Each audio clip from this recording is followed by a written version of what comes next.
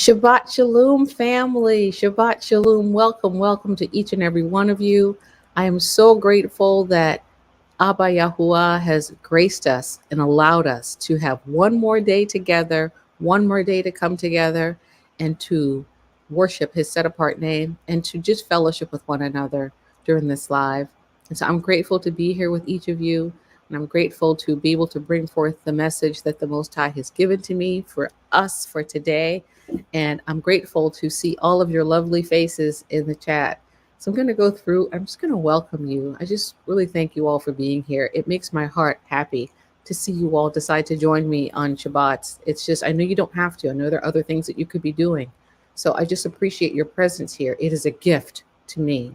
And I pray that this, what I offer, is a gift to you as well. So we're just loving on one another. And I'm grateful for that. Mr. The Original School, greetings to you. Welcome and Shabbat Shalom, my brother. Welcome. Sister Mariah, much love to you, my sister, my beautiful sister. Shabbat Shalom to you. Sister Miriam, Shabbat Shalom to you, Sister Miriam. I'm just getting full. Every week I'm seeing you all just faithfully arrive here and take your places in the chat, and you're encouraging and you're loving and you're sharing with one another. And it just makes my heart full. I feel like a proud mama. Brother Kenneth Wilkerson, Shabbat Shalom to you. Shabbat Shalom. And Sister Stacy Pullum, welcome, Sister. Shabbat Shalom. And Sister Lydia, welcome, Sister Lydia. And Sister Joy Williams, welcome and grand rising to you. Happy New Day. Sister Milan, happy New Day and welcome. Shalom to you. Sister Saraptaya, welcome and Shabbat Shalom. El Boogie. I always get a chuckle out of that. El Boogie, Shabbat Shalom and welcome to you. Blessings to you, Sister Tadesha and Brother Calvin, my brother. Welcome and Shabbat Shalom. Sister Yvette, Shabbat Shalom. She says, Shabbat Shalom to the children of Yah. Yes. Hallelujah. Sister Charlene, Shabbat Shalom to you, my sister. And Sister BR, thank you for being here and Shabbat Shalom to you. Stay on Fire Ministries. Come on now, stay on fire. Hallelujah. Shabbat Shalom to you. Brother Marino, welcome from the other side of the pond. Welcome. So glad you're here, brother. Sister Maria Robertson, welcome and Shabbat Shalom to you. And Wendy Ann, welcome to you, Sister Wendy. Inspired Identity, Shalom to you. Love that name. And Sister Jen, welcome, Shabbat Shalom. Alondra Will, Shabbat Shalom to you. And Sister Rita and Sister Latoya, Daughter of the King, Angie Lovia, Sister Regina, Sister Kathy White, Sister Melanie, Shabbat Shalom to all of you beautiful people. And Andrea, welcome and Shabbat Shalom. Brother Darnell Blackshear, welcome and Shabbat Shalom to you. And Sister Leticia, welcome, Sister. Shabbat Shalom. Sincere, love that. Shabbat Shalom, Sincere. And Arkawa, Banya, Yasharala, welcome and Shabbat Shalom to you. And Sister Dee Yasharal, welcome to you. Sister Natalie, focused in Yah, yes. Welcome and Shabbat Shalom to you, sister. And Charles, welcome and happy Sabbath to you. And Sister Deirdre, grand rising to you, precious sister. Amunaya, welcome, sister, welcome. Shabbat Shalom. And Brother Jason, welcome. And Yahudeen, welcome. Trumpets. I see the trumpets. I believe those are trumpets in your thing there. Yeah, welcome and Shabbat Shalom to you, Brother Yahudeen. And scrolling through, Sister Carol Chadwick, Shabbat Shalom to you. Welcome. Angie Love Yah. We love Angie. Welcome, Sister Angie. And Sister Jana Hamilton, welcome, Sister Jana. And scrolling through, let's see. I believe I got everybody. If anyone else comes in, welcome and Shabbat Shalom to you. Welcome and Shabbat Shalom to you, families, to your loved ones, to all who love you, and all those who you are in fellowship with. I just pray that this is a wonderful and rest day for us all. Shabbat Shalom to you, Sister Jill. Welcome, welcome. So today's topic, it's an interesting topic. The Father totally brought this topic up. He brings them all up, but this was one when he told me he wanted me to do this lesson. I thought, what's there really to talk about? I just didn't think that there was anything to talk about. Well, apparently there's a lot to talk about regarding tithes and offerings. And so we're going to talk about it from a perspective that is unique to many of us, because growing up in Christian churches, we learned about tithing and what the requirements were, and will a man rob God and all that. We talked about in Sunday school and churches. But from a Hebraic perspective, it's a completely different idea when you look at it, knowing who you are. And so we're going to talk about that today. So as we talk about this, I want you all to do me a favor. Okay. This is the favor I'm going to ask for you to do right off the bat. Jamal J, Shabbat Shalom to you. I'm going to ask you to not give until the end of the message if you feel compelled by the Most High to give. That is what I'm asking. I'm going to ask you to not do any super chats, any super thanks, or any of that. I'm asking you to listen. I'm asking you to only respond as the Most High, as the Ruach HaKodesh causes you to respond. That is the favor I'm asking, okay? That is the favor. And if you could pass that on as new people come in the chat, I would really appreciate it, because I really want you to be focused on what the Most High is saying to us. And then if you feel led to respond as a result of that, that's what we desire. Okay? Okay. So we're going to get started today. And I think my mom's watching. So I just want to welcome my mom if she's watching. So, and just give honor to the Most High for just granting us another day. Okay, yes, no super chats, no super stickers, none of that. Just listen up, and then if you feel led to respond after that, do so. But for right now, just listen up, okay? Thank you, Stay on Fire Ministries. Okay, so we're going to be talking. This is a Hebrew Basics, as you can see on the screen, and what we're doing in our Hebrew Basics series is we're just going over things. Some things that we've learned, some doctrinal issues we've learned in Christianity, and we're looking at them from a different perspective, from a Hebraic perspective, because these things really mean something different to us when we know who we are and when we know what we're responsible for. Our responsibility as Christians is not our responsibility as Yasharal. It's a completely different responsibility. I was doing some research for this lesson, and I came across a Jehovah's Witness website, and the Jehovah's Witness website said, as Christians, we're not responsible to tithe. That was something that the Most High, a commandment that the Most High gave to the Hebrews, to the Israelites.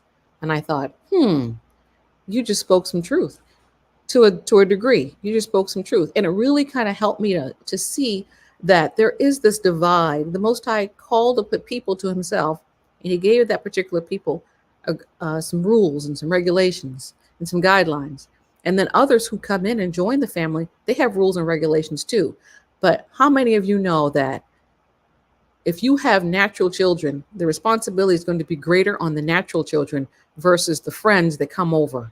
Or even if you bring someone to come and live in your house with you, the responsibility is going to be greater on those natural children. You're going to look at them and go, didn't I raise you right? You know better than that. You know I didn't raise you to do that. And so the responsibility is greater on us because we're the natural branches, okay? It's greater on us. So we've got to do what's pleasing in the Most High's sight. We don't want him giving us the side eye. So today we're going to be talking about the tithe. Let's see if I can make this full screen. Yes, okay. We're going to be talking about the tithe. So the question is, what is the tithe to you? Just be brief. I'm asking the question, what is it to you? What do you think it is? What did you learn it is? What do you feel it is?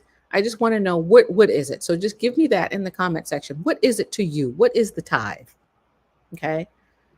And I'm really interested to see what you guys think and what your perspective is on the tithe. Because, some of us came out of Christianity, others came out of other religions, some came out of no religion. So I'm interested to see what you think and how you feel regarding the tithe. Okay. So Sister Maria says, a seed seen with a heart to give. I love that. Okay, sown. Okay, gotcha. I love that. I love that. I love that. Let's see. Sister Latoya says, faith, giving of your earnings. That's good too. These are good. These are good. Brother Calvin says, 10% of my money. I'm just saying. Yes, brother. Yes, absolutely. And Sister Milan says, in church, I was told it's 10% of your gross. Okay. Okay. Thank you. Sister Mariah says, storing up for the poor. Good. Very good. And Sister Natalie says, giving according to Yahuah's will and not what we were taught from the Catholic Church. Go, girl, go on and say that thing. Yes. Hallelujah. You're preaching my message.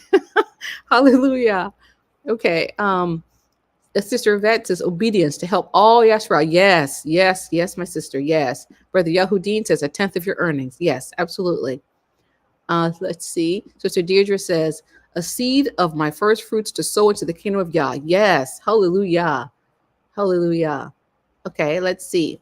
Sister Today, she says, to be honest, I really don't know because I've been taught to give 10%. Okay, okay. Well, we're going to talk about this today, and we're going to talk about what the scripture teaches us regarding this topic. So thank you for your honesty, Sister Tadesha. Inspired Identity says, in Christianity, learn 10%, a tenth is mandatory on all money income received, and giving is highly advised and pressured to give using the scripts. Yes, that was my experience too. Inspired Identity. Absolutely. Absolutely. Sister Miriam says, sharing with people in need. Absolutely. Sister Regina, so I can get my bless, give so I can receive. That's what I was taught. Yeah, that's pretty much it. That's pretty much what I was taught as well. El Boogie says 10% of earnings given as a first seed. Yes.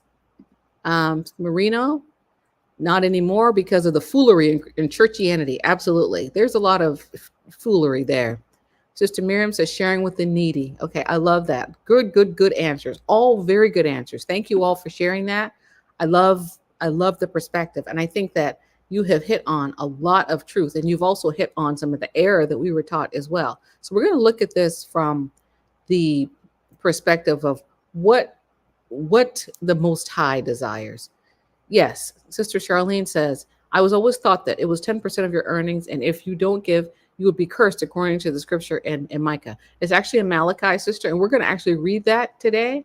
And there's some truth to that, but they didn't give it to us from the perspective that it was meant to be given. And so we're going to talk about that today. So I pray that by the end of this lesson, you'll have a firm understanding of what's required of us and what the Most High desires us to do with our money. Okay? And Inspired Identity says, never taught about taking care of widows and fatherless, and you should have been. Yes, you absolutely should have been. Absolutely. So we're going to get into the lesson for today. And I'm going to give you Merriam-Webster, the tithe. It says, the definition, a tenth part of something paid as a voluntary contribution or as a tax, especially for the support of a religious establishment. Now notice how what Merriam-Webster made it contingent upon or related to supporting a religious establishment.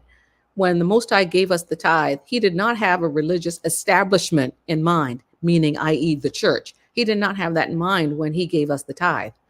It also means the obligation represented by individual tithes, and it means a tenth, and it means a small tax or a levy. And I want you guys to keep that in mind. The idea of the tithe being a tax. Keep that in mind.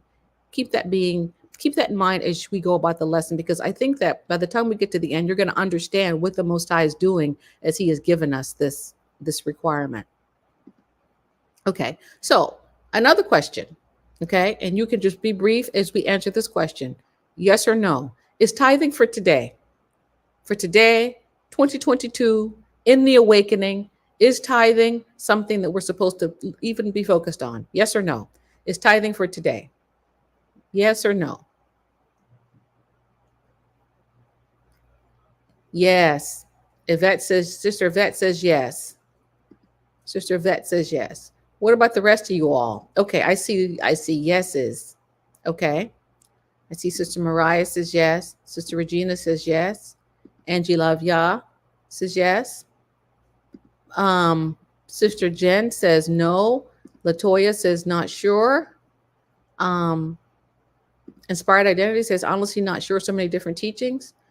Yahuddin says if part of an assembly. Sister Doreen says yes.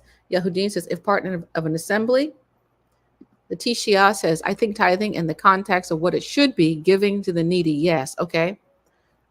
D Max says I don't believe it is. Okay. Lydia says not sure.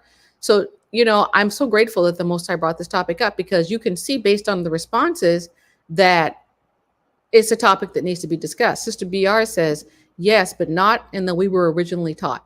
Okay. You mean in Christianity, right? Yes. So we're going to talk about that, because if this is something that the Most High is requiring of us, and if there's a curse associated with not doing it, shouldn't we know exactly what it is and be doing it?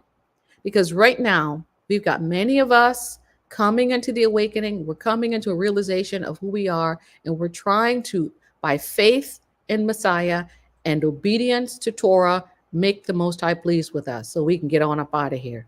Okay. And so we have to look at the whole counsel of the word. What is he requiring of us in totality?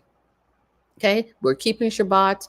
Many of us are wearing our fringes, and we're trying to do the things that's pleasing the Most High's sight. But the Most High made a big deal about this. So it's something that we need to make sure that we're doing right in his sight. He made a big deal about this tithe.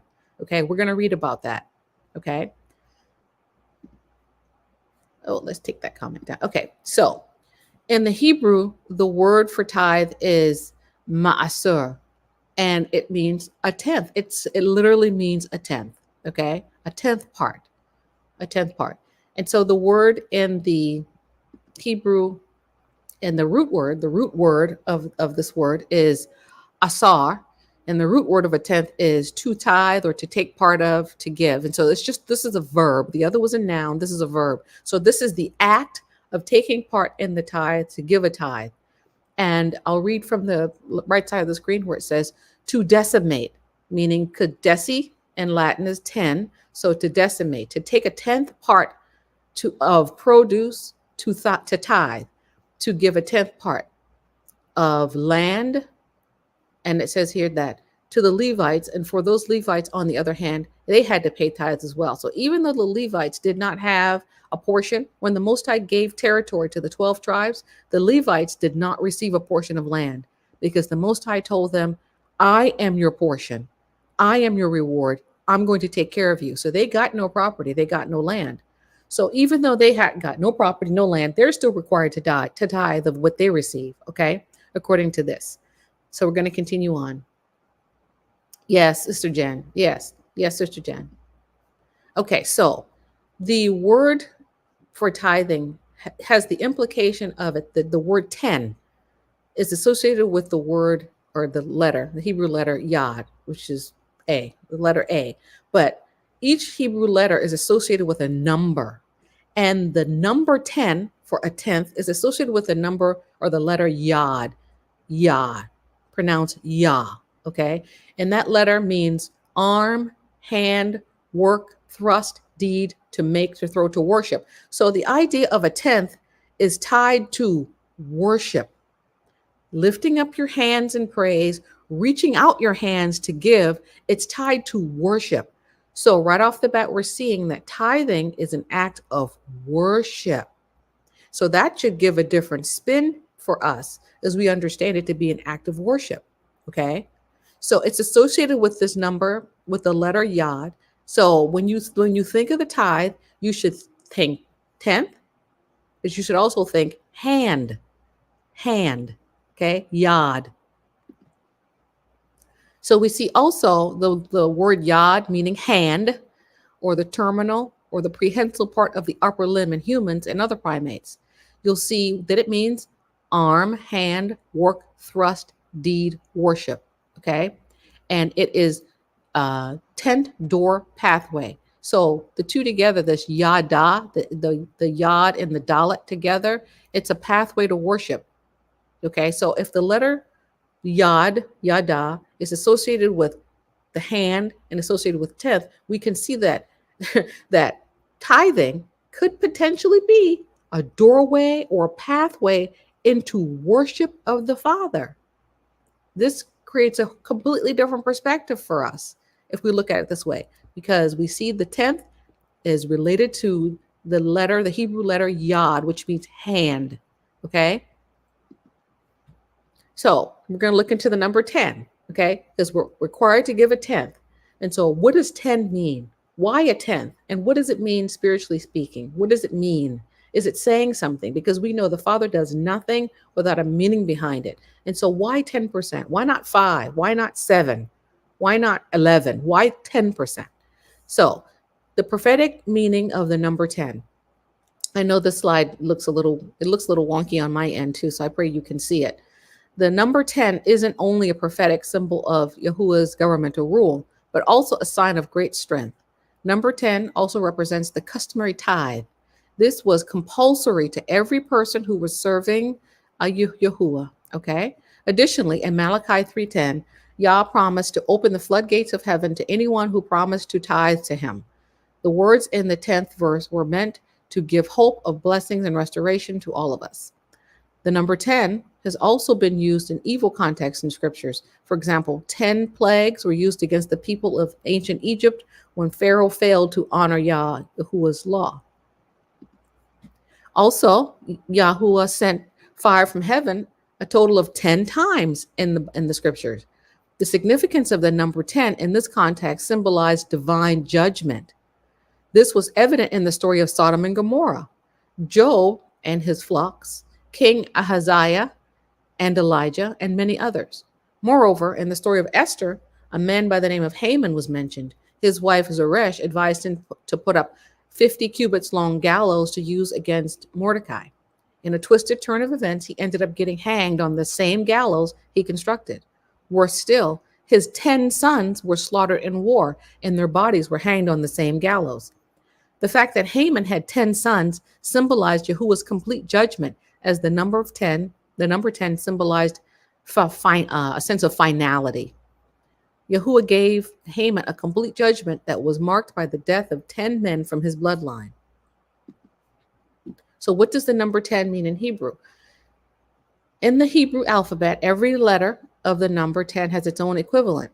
So the Hebrew letter or character that symbolizes 10 is named as Yud. They say Yud, I say Yod. Okay, so it's Yod. Yod exemplifies the 10 fingers of the Most High. And its deeper meaning points to the fact that Yahuah's hand is ever present in our lives. Never will he ever force us to carry out his plans. He won't force us. It's our choice. But if we don't obey, as we all know, there are consequences. He created in us the intellectual willpower to decide the direction we want to take with our lives. However, the more we submit to his perfect will, the more we draw closer to him and become his faithful sheep for eternity. Okay, so we're going to be reading the scripture in a bit. So the whole essence of the little article that I just read is the linking with the word tithe, or the idea of a tenth, to the final judgment of the Most High. That's an aspect of it. But it also indicates, this number 10, it also indicates a completion of something, a complete number. You think about the 10 lepers who were healed of Yahusha, and one came back to thank him. 1 of 10 is a tithe. So a tithe of the 10 came back and thanked Messiah for the healing. You think about the 10 virgins, which in my estimation represent the whole of Yasharal. Some were wise, some were foolish. So you see the number 10 representing a completion or a totality or a perfection of something. So the Most High is asking for us to give into his hand that which is a complement or a perfection. And if not done, it leads to a perfect judgment. So this number it's remarkable. It's remarkable. So we're going to be reading Genesis chapter 14. And Melchizedek, king of Salem, Shalom, brought forth bread and wine. And he was the high priest of Yahuah. And he baruched Abram and said, "Blessed be Abram of the Most High Yahuah, possessor of heaven and earth." And he baruched the Most High Yahuah, which had delivered thine enemies into thy yad, into thy hand. And he gave him tithes of all. This is the first mention in the scripture of tithing. As we know that Abram had a nephew, Lot, who was taken captive as he was living in Sodom. And Abraham got his 300 servants. He strapped up and said, let's go. Let's go get Lot. Let's go get my nephew. And the Most High gave him the victory over his enemies. And he slaughtered the kings and brought back spoil. And so out of the spoils of war, he met Melchizedek on his way back from the slaughter of the kings and gave him tithes of what he had taken in the spoils of war. So this is the first mention of someone giving a tenth of anything to the Most High. And I cannot think that this is the first time Abraham had thought about this. This had to have been something that was a part of the culture that just was not discussed in the scriptures, okay? Because it seems too random for him to have just given him 10% willy-nilly. So I do believe that back in the day, there were requirements that were given to Adam in the garden and that were experienced and shared by Seth and Shem that we just didn't know about, because they just weren't in the scriptures. But Abram gave a tenth of what he had taken spoil of, okay? And so in doing so, he was baruched by Melchizedek. Melchizedek offered a baruch, a blessing in result to the giving of the 10%. So we can see the link there. We can see the giving of the tithe and then the response, a barakah. Okay, continuing on. So we have this command from the Most High that's been given to us. And it says in the scriptures, you must set aside a tenth or a yod of your crops, 1/10 of all your crops you harvest each year. Bring this tithe to the designated place of worship, the place Yahuah your Eluah chooses for his name to be honored, and eat it there in his presence. So we see here that the idea of the tithe is very much tied to worship. It's an act of worship to the Most High. And so in this instance, the children of Yasharel are being told to take their crops and meet up in the place where the Most High has desired for his name to be honored, and then eat your tithe there in the presence of the Most High as a celebration, as a love feast, so to speak. Continuing. This applies to your tithes of grain, new wine, olive oil, and the firstborn males of your flocks and herds. And this is crucial, brothers and sisters. This last line. Doing this will teach you always to fear Yahuah your Eluah.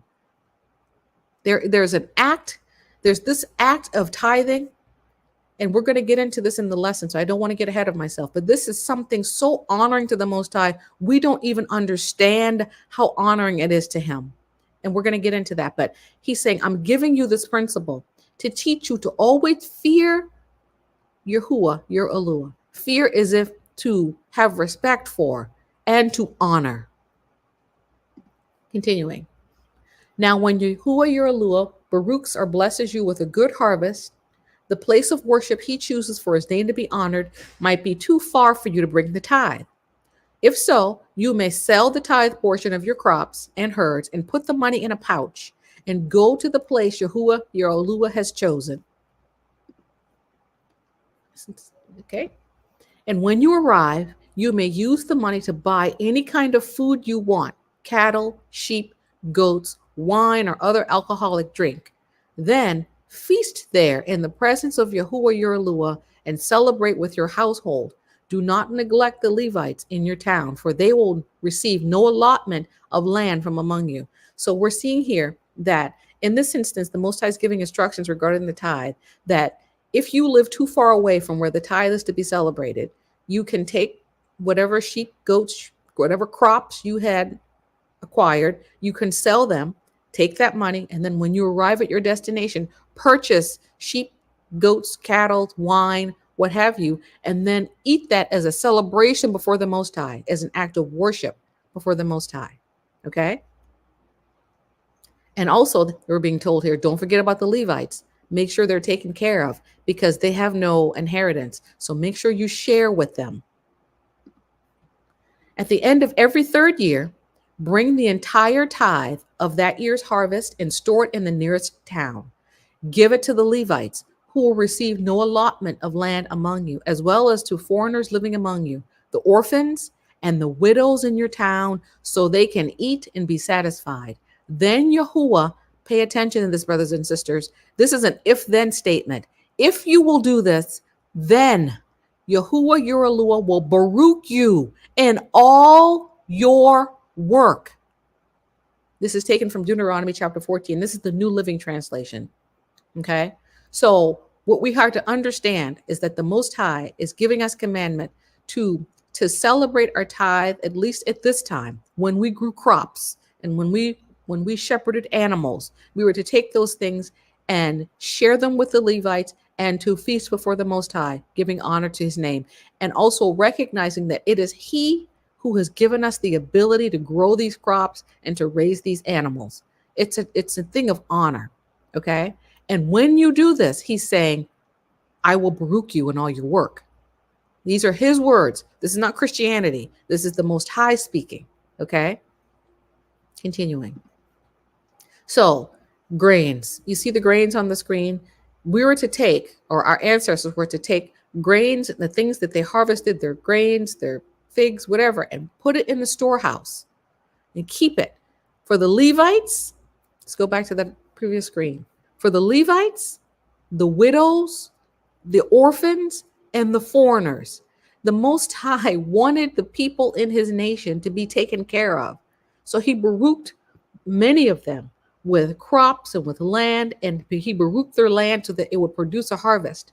And then he says, share with those who don't have, share with the widows, share with the orphans, share with the foreigners who are traveling through, share with the Levites, share. I'm baruching you so that you can be a blessing, so that you can be a barakah. Okay. So they took this grain and they placed it in the storehouse. Anything other than the 10% becomes an offering. So the 10% is a requirement. Anything more than that is an offering. An offering is the act of one who offers something offered. It's a contribution. It says to support a church, but I'm going to scratch that out. It's a contribution.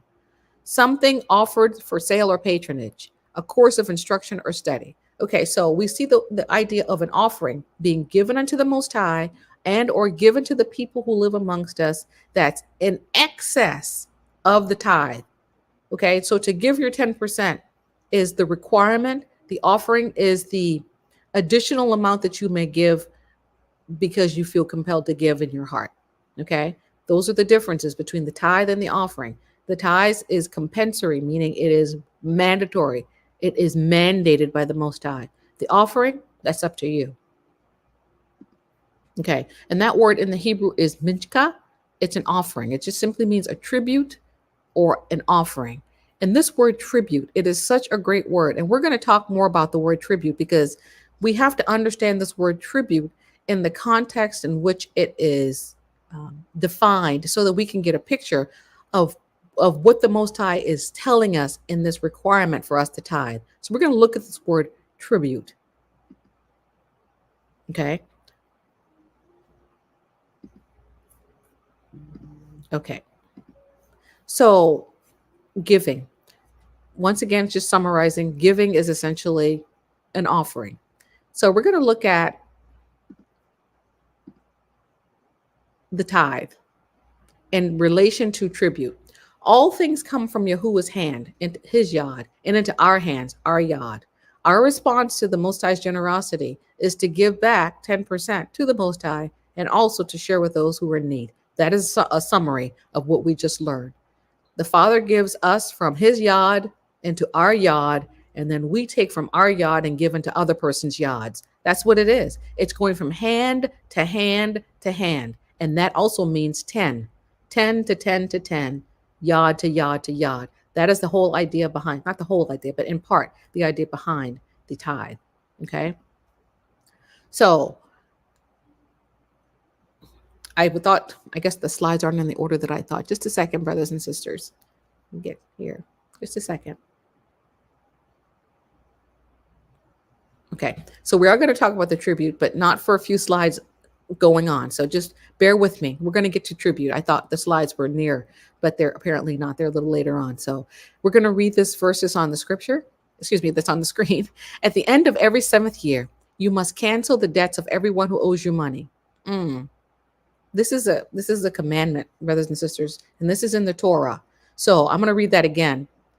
At the end of every 7th year, you must cancel the debts of everyone who owes you money. That's still binding for us. Just keep that in mind. That's still binding for us. This is how it must be done. Everyone must cancel the loans they have made to fellow Yasharalites, to Yasharalim. So if someone borrowed money from you and they're Yasharal and it's been more than 7 years, you must cancel that debt according to Torah. Oh, I know they don't teach this in Sunday school, but this is what the scripture says. If it's a fellow Yasharalite and they have borrowed money from you and it's been more than 7 years, you must cancel that debt. Torah. It says they must not demand payment from their neighbors or relatives, for it is the time of Yahuah's release. That time has arrived. This release, or the Shemitah, I don't know if you've heard of this term. It's the Hebrew for release, Shemitah. It's the release from debt. It applies only to Yasharal, not to the foreigners living among you. Okay? So those of you who are still living in community, somebody borrowed some money from you 10 years ago, you need to release that debt. That's Torah. That's Torah. You need to let it go. Okay? But that's only for Yasharal. This is Torah. So if it's anyone else who's not Yasharal, the debt remains. Okay? Continuing.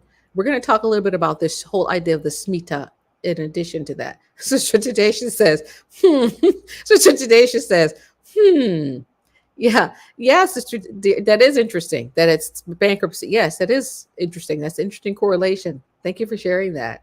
Yes. Sister Latoya, it's not quite a year of Jubilee. The year of Jubilee comes after 7 Shemitah cycles. This is a Shemitah cycle. We're going to talk about Shemitah, but the year of Jubilee comes after the 7th Shemitah cycle. Shemitah happens every 7 years. The Jubilee happens every 50th year. So after 49 years, then you have your year of Jubilee. But thank you for that, sister.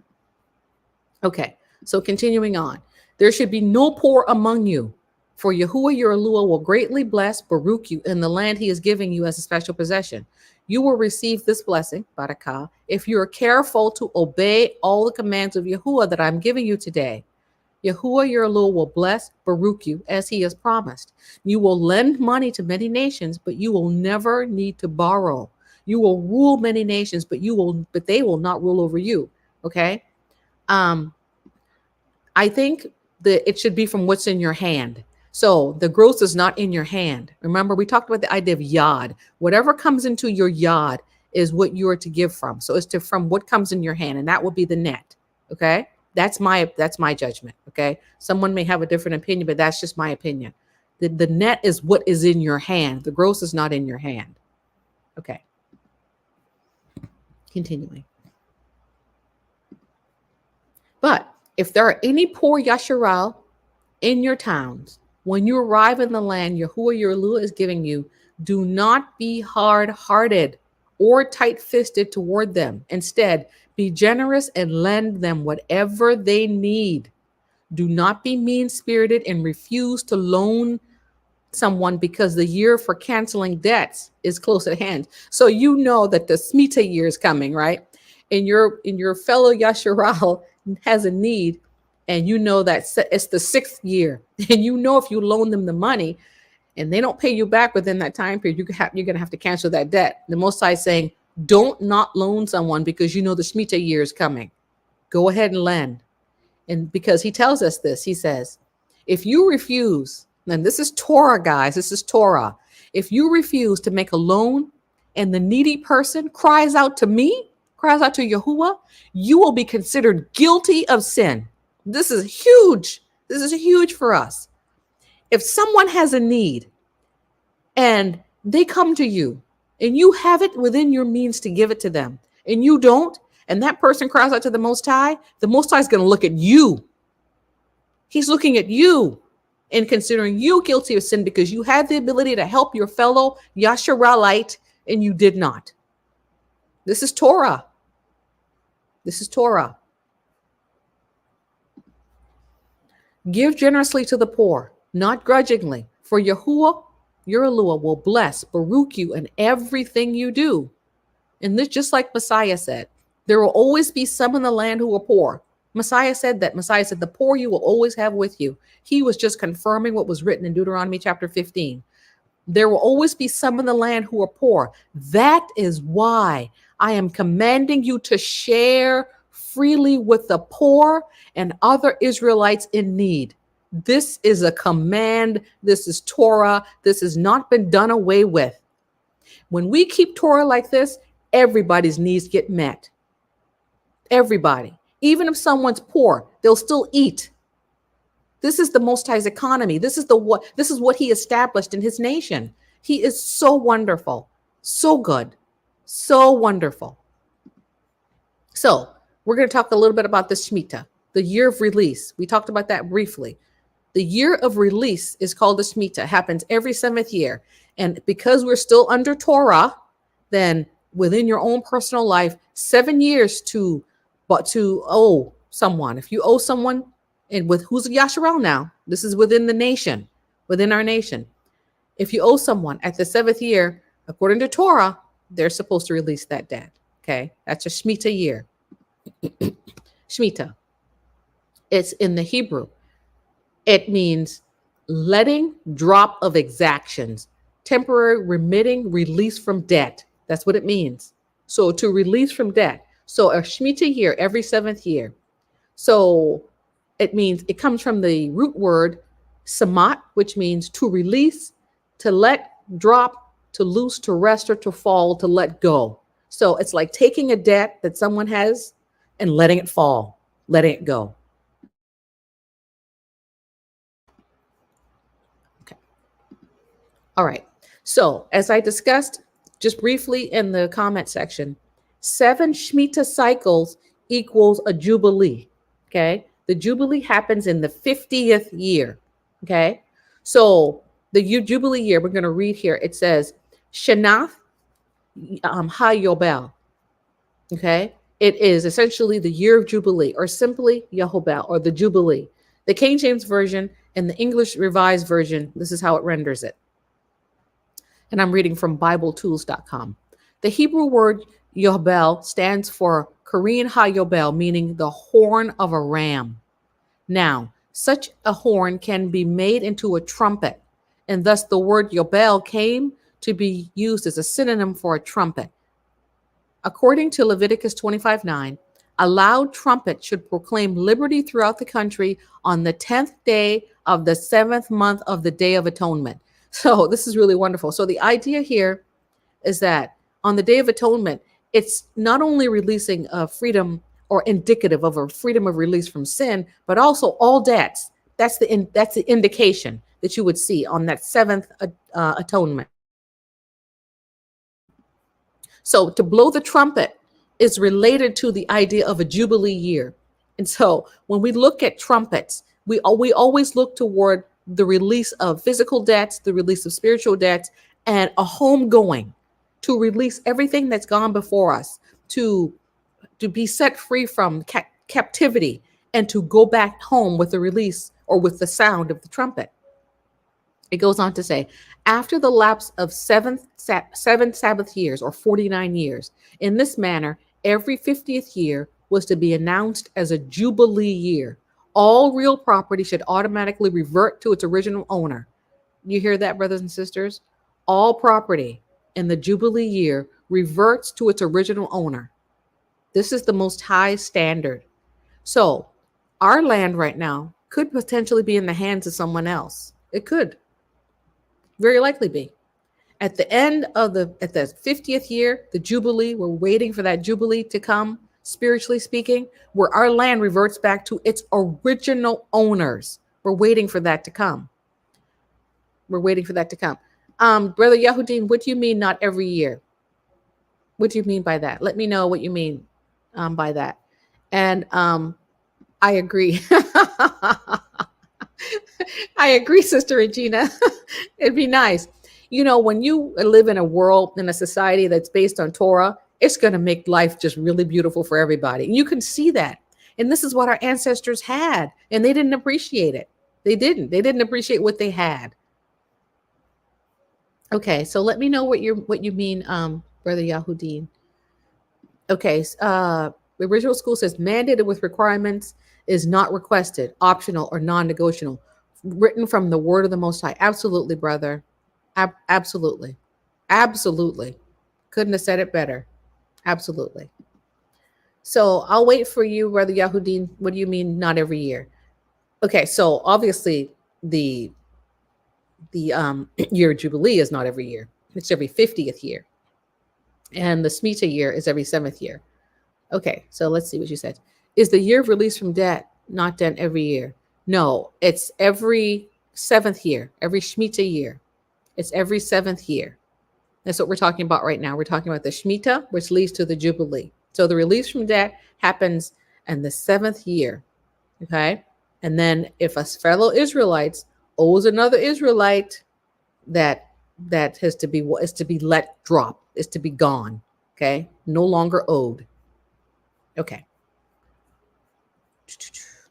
All right, so we're talking about the Jubilee. The Jubilee happens at the end of the 7th Shemitah, the 7th release. And this is a time period when everything goes back to the way it was.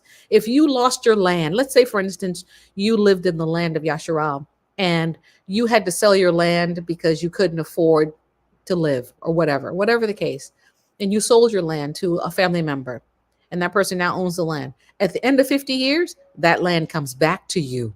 This is wonderful. The Most High is so brilliant, and He is so loving in the way He set up His government in the world. It's just so compassionate. It's absolutely compassionate. Okay, continuing on. All real property should automatically revert to its original owner. Okay, and those who compelled by poverty sold themselves as slaves to their brother. Excuse me. Sold themselves as slaves to their brothers should regain their liberty. So even within the idea of having to sell yourself as a bond servant within Yasharal because you just couldn't afford to live, at the end of 50 years or at the 50th year, you go free. It's the year of Jubilee. You go free. So you see how this idea of Jubilee is really important for us here in the land of captivity. We're waiting, spiritually speaking, for our Jubilee to come, where all things revert back, where we go back home, where all the wealth and the riches and everything we had comes back to us. We're waiting for our Jubilee year. Okay? All right. Okay, let me see it here. Got some questions here. Is Jubilee from the time Okay, is the Jubilee from the time an item is loaned? I'm not sure I understand the question. Can you ask again? I'm not sure I understand that. Can you ask it again, Sister Lydia and Brother Yahudin? Is it during the nation prescribed Jubilee year? I'm not sure I understand that either. The nation prescribed. Yes, it would be during the prescribed Jubilee year, which is prescribed by the time cycles. And we know right now the time cycles are off for us. We're just not sure of the time.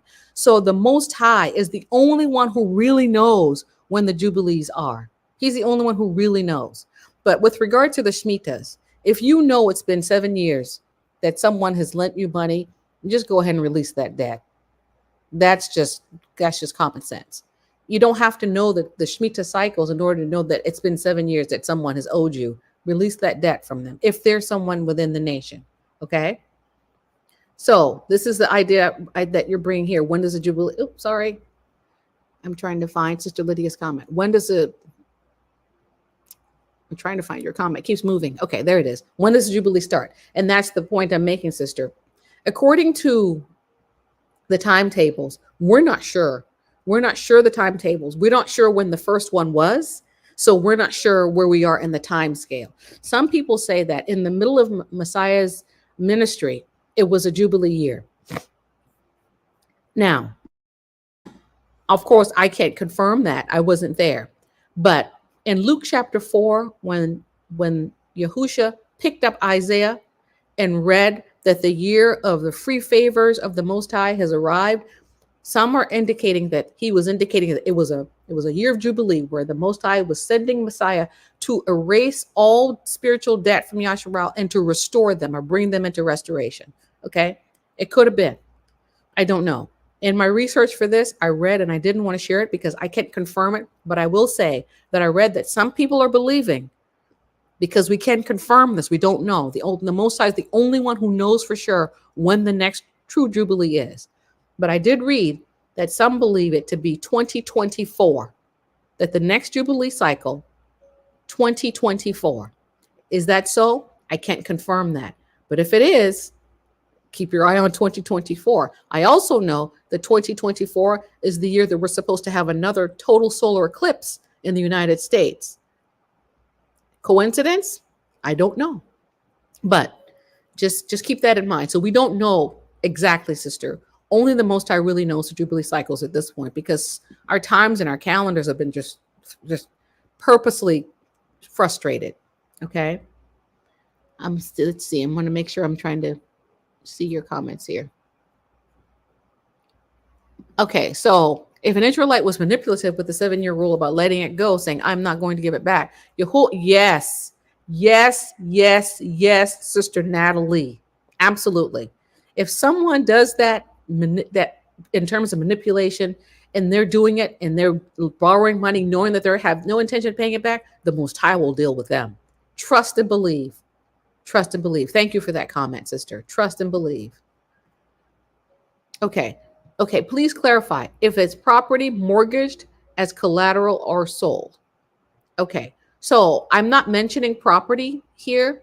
I'm just mentioning funds changed hands. Now, if it's an idea, for example, if someone who's a part of the nation buys a piece of property from you and then doesn't pay it at the end of 7 years, I'm not sure where that falls in terms of the Shemitah year. Okay. My understanding is that we're talking about fund, like, for example, if someone borrowed money from you, or if they borrowed a couple of cows or some sheep or goat or oxen or something like that. With regard to property, I'm not exactly sure. So I'm not qualified to speak on that. So I don't know with regard to property. But at the end of the cycle, the 50th year, the property will revert back to the original owner anyway. Okay. I hope that helps. I am no expert at any of this. I'm just reading the Torah and just giving you what I see. Okay. So these are the types of things that we're going to gain greater clarity about as we get back into our land. But when we get back into our land, it will be with a clean slate. Everything that belongs to us will be given to us. Okay. And there shouldn't be any debt. We should go back prosperous. We should go back all with some money in our pockets, some gold and some silver in our pockets as well. Okay. All right. Let me scroll through and see if there's, okay, good. I hope that helped you. Okay. So Jubilee year, spiritually speaking, we're waiting for our Jubilee year to come. Spiritually speaking, we're waiting for everything that we've done that's been brought punishment and judgment on our heads to be erased, all debts to be erased, all spiritual debts, all physical debts, and to be returned to our homeland. This is what we're waiting for. In addition to this, the Jubilee year was to be observed after the manner of the sabbatical year, i.e., there should be neither sowing nor reaping nor pruning of vines, and everybody was expected to live on what the fields and the vineyards produced of themselves. And no attempt should be made at storing up the products of the land. Thus, there are 3 distinct factors constituting the essential features of a Jubilee year, okay? And these are the 3 features. 1, personal liberty. The 50th year was to be a time in which liberty should be proclaimed to all the inhabitants of the country. We're waiting for that day. Hallelujah. Hallelujah. Yahuah. We should indeed diminish the import of this institution if we should apply it only to those who were to be freed from the bonds of physical servitude. Undoubtedly, there must have been the foremost in realizing its beneficial effects, but the law was intended to benefit all, the masters as well as the servants. They should never lose sight of being brothers and citizens of a theocratic kingdom. They owed their life to Yahuah and were subject to his sovereign will. Only through loyalty to him were they free and could ever hope to be free and independent of all other masters. This is a mouthful. This is beautiful. Okay. But there's one thing in particular that's going to be the tenet or upon which we build our argument with regard to the tithe from here on out. This whole idea of a theocratic kingdom. And For those of us who grew up in democracies and republics, we have the mindset of a democracy. We have the mindset of a republic. We don't know, many of us, what it's like to live in a monarchy. We don't know what it's like to live in an absolute monarchy. We don't know what it's like to live in a place where the king owns everything and that what you're given is being given to you at the behest of the king. We don't know what that's like, many of us. Those of you in the UK, you have a greater sense than we do, a greater sense of what that's like. But even you live in a constitutional monarchy, not an absolute monarchy. And the kingdom of heaven is an absolute monarchy. That is the kingdom that we're a part of.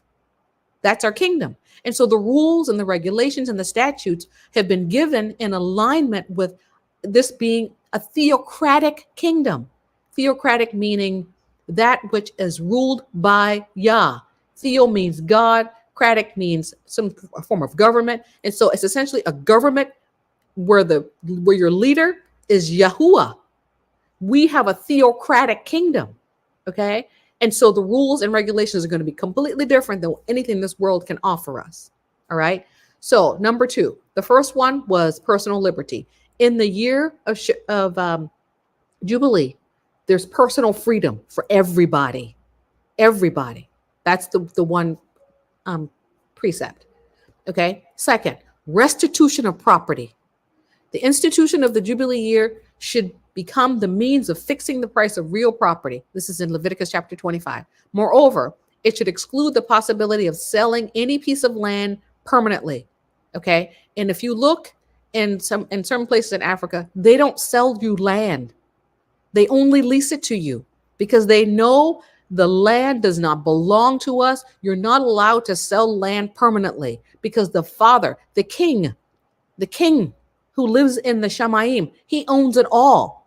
So you're only allowed really to lease it in Africa. Number 3, the simple life. The Jubilee year, being the crowning point of all sabbatical institutions, gave the finishing touch, as it were, to the whole cycle of sabbatical days, months, and years. It is therefore quite appropriate that it should be a year of rest for the land, like the preceding sabbatical year in Leviticus 25:11. It follows, of course, that in this instance, there were 2 years, one after the other, in which there should be no sowing or systematic ingathering. And this seems to be taken from Leviticus 25:18 through 22. Okay, so the whole idea behind the sabbatical year, it's a year of personal freedom, restitution of property, and the simple life. And you can see, brothers and sisters, how we are waiting for this. We are waiting for the sabbatical year. We are waiting for the year of Jubilee to be applied to us as a nation, where we go home, we have personal liberty, we have the restitution of our property. We leave here with our gold and with our silver and our spiritual freedom, our spiritual liberty, as well as living a simple life. The Most High will make it so that the land produces for us. And he will also make it so, I believe, that the nations around us will give into our bosom. It's going to be a year where we rest. We've been working so hard. We have been the servants of the world. It's time for us to rest. It's time. Hallelujah. Yahuah. Continuing. So here's the definition of the word theocracy. We read about theocratic, so here it is. Theocracy. A theocracy is a form of government in which they say God or deity, Yahuah, is recognized as the supreme ruler. So brothers and sisters, we are a part of a theocracy, which is a monarchy, the rule of one. Monarchy means the rule of one leader, one ruler. We are part of an absolute monarchy that is a theocracy because our leader is also our Yahuah. Okay. That's the kingdom that we have. And the rules and regulations that he's giving to us are rules and regulations of a kingdom. Kingdom. So these are kingdom rules, kingdom regulations. They don't just pass away just because you go from one covenant to a renewed covenant. No, these things are the framework for this kingdom. And this is how the kingdom will operate. So these are regulations that we're going to have to live by for a long time. So we would do well to learn them and to abide by them now. Yes, sister. Yes, Sister Kathy. Yahuah said, the earth is mine. The silver and the gold is mine. The cattle upon 1,000 hills are mine. Yahuah is bringing all that he has spoken to pass in his appointed time. Yahuah is the king. Absolutely. Absolutely. I could run around my house. Yes, sister. Yes, it all belongs to him. He is the king. He is the king. So every other king is illegitimate. Every other king is illegitimate. Sister Jill says this. And is this the mindset we're supposed to have? No, where in the world does Yahuah tell us to panic? Okay, you must be responding to something else. No, we're not to panic. The Most High, he owns it all. He will provide for us. But our responsibility as citizens of a kingdom is that we have to do what we're told to do. If he says to give to the poor, give to the poor. If he says to share, share. Do what he tells you to do, and then you're going to be taken care of. Okay? Especially during this time. Lots of people are starting to lose their jobs. This economy is crumbling. The whole world economy will fall. It's crumbling. What are we going to do? We're going to depend on it, or we're going to depend on the Most High. If we do the things that are pleasing in his sight, if we do what he tells us to do, the king will take care of his citizens. Okay? Continuing on. So we're going to talk about a monarchy because we are citizens. We are the royal family in an absolute monarchy. That is what we are. Royal citizens and family of an absolute monarchy. Now, how does an absolute monarchy differ from a constitutional monarchy? A constitutional monarchy, you can see examples of that in the UK, where you have the king or the queen who serves more as a figurehead. They have power, but not as much power as they could have because they share power with parliament, with the government. They share power, okay, in a constitutional monarchy. In an absolute monarchy, the king is it. It's his way or the highway. He rules over everything. Everything belongs to him. The land is his. The people are his. Everything is his, and it's his way or the highway. That is an absolute monarchy. That is the kingdom of the Shamayim that's come down to earth. Okay, so a monarchy, an undivided sovereignty or rule by a single person, okay, who is permanent, the permanent head of state. The term is now used to refer to countries with hereditary sovereigns. The monarch was the ideal head of the new nation states for the 16th and 17th century. His powers were nearly unlimited. The Most High's powers are unlimited. Though in Britain, Parliament was able to restrict the sovereign's freedom of action, particularly through the Magna Carta in 1215 and the Bill of Rights in 1689. The old idea that the monarch represented within the limits of his dominions the rule of Yahuah over all things culminated in the 17th century in the doctrine of the divine rights of kings, exemplified in Louis XIV, who was an example of absolute monarchy. Louis XIV ruled as an absolute monarch, and he coined the phrase, I am the state. This is the phrase. He believed himself to be absolute above absolute. He was also known as the Sun King, Apollo worship. But anyway, that's neither here nor there. The point of the matter is that the idea of this absolute monarchy, it represents the kingdom that we're a part of, where the Most High, his way is the way that we are to follow. Okay? And we live by his grace, by his mercy, by his compassions, because he owns it all. It all belongs to him. Additionally, Britannica.com says, a monarchy is a political system based upon the undivided sovereignty or rule of a single person. The term applies to states in which supreme authority is vested in a monarch or the monarch, an individual ruler who functions as the head of state and who achieves his or her position through heredity. The father derived his position not because of heredity, but because of everlasting life. That's how he derived his position, as being the only one, as being the creator and the sustainer of all life. Okay? Most monarchies only allow male succession, usually from father to son. And the father, Yahuah, is passing on his kingship to his son, Yahusha, Hamashiach. You see how that works? This is just brilliant. It doesn't mean the father is no longer king. It means his son is king as well. Continuing. 10 features and characteristics of an absolute monarchy. Okay? This is what we're part of, brothers and sisters. This is not a democracy. So you cannot approach the Father like you elected him. You didn't elect him, and you can't unelect him. He is sovereign regardless, and his way goes. So we are to approach him humbly, knowing that we are begging the mercy of the King. Okay? Top 10 features of and characteristics of an absolute monarchy. The concept of an absolute monarchy, also known as monarchical absolutism or old regime, characterized by the political modern of Western Europe in the 18th century, although it can be said that it began towards the end of the Middle Ages. In an absolute monarchy, all the powers of command are concentrated in a single person. I cannot emphasize that enough. All power is in Yahuah's hands. Every other power source is illegitimate. Unless the Most High empowers you, your power is illegitimate. And all illegitimate kingdoms will crumble. Hallelujah. Hallelujah. Yahuah. In this type of monarchy, the monarch concentrates power in an absolute way. Since there is no division of powers for this reason, the king was in charge of issuing laws and decrees, legislative power, and judging and sentencing, judicial power. The Most High is both the lawmaker and the judge. Below we will list as a summary 10 characteristics of absolute type monarchies. Divine right.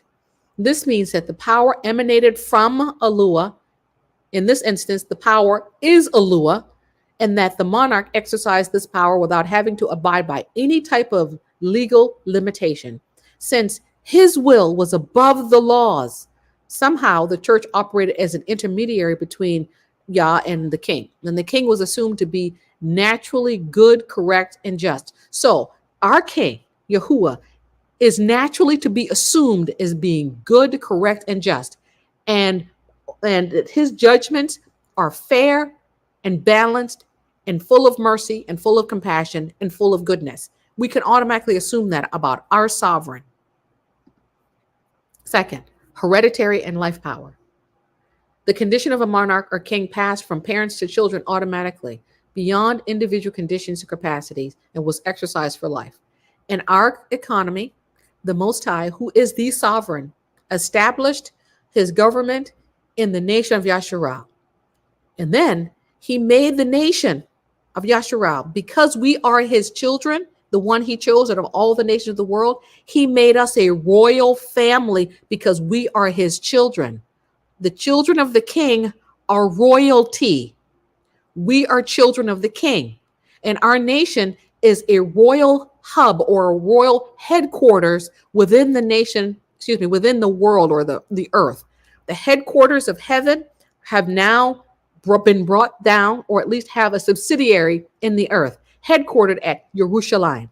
Okay? And we will see that come into fulfillment when the New Jerusalem comes down from the Shamayim, comes down from heaven. But I wanted to say that the Most High in his kingship established a kingship. So he took his kingship, his royal kingship, and established a kingship within the nation of Yasharal. All of the kingships are illegitimate in comparison to what the Most High is establishing. The kingship is to be within his nation, and all power is to be derived from his hand. And so we do have kings and priests within our nations because the power has come from Yahuah to his people. And I hope you're following me on this. The power of kingship and priesthood derived from the Most High, and he centralized it in a particular nation, the nation of Yasharal, the kings and the priests of the earth. Absolute power.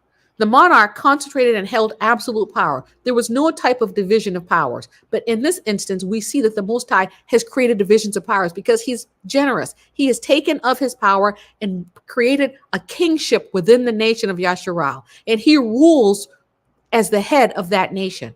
Okay? Even though there's a king, he rules in and by that king. Because remember, we wanted a king for ourselves. So we chose a king. We wanted Saul. We wanted a king. He was tall and good looking. And we wanted a king. Our ancestors did. So they got a king. He ruled over them, but we got a king. In the economy to come, we will have a king. And his kingship, his name will be Yahushua HaMashiach. in that day's coming. Okay, so the king took power to establish laws and decrees, legislative power, advised at most by a group of advisors. This is called the divine council. There is a divine council. So he has a divine council, which it speaks about in Psalm, I believe, Psalm 83, as well as to judge, judicial power, to institute taxes. And that is where we're going, brothers and sisters. To get ahead of myself, the tithe is a tax instituted by the king of the Shamayim. The tithe is a heavenly tax. But I'm getting ahead of myself. There were no supervisory bodies of the monarch's actions. Okay, continuing on. Certain philosophical theories supported this absolute power as a reason of state. Okay, we're going to skip down to 4. Professional army. There was a professional army. The person of the king and his vast possessions had to be defended by a large royal guard and by the actions of a professionalized army, which was unconditional and had to keep the monarchical system in order since it was his winged arm. The army in the kingdom of the Shamayim are the angelic hosts, because Yahuah is Yahuah of Sabaoth, of the hosts of the Shamayim.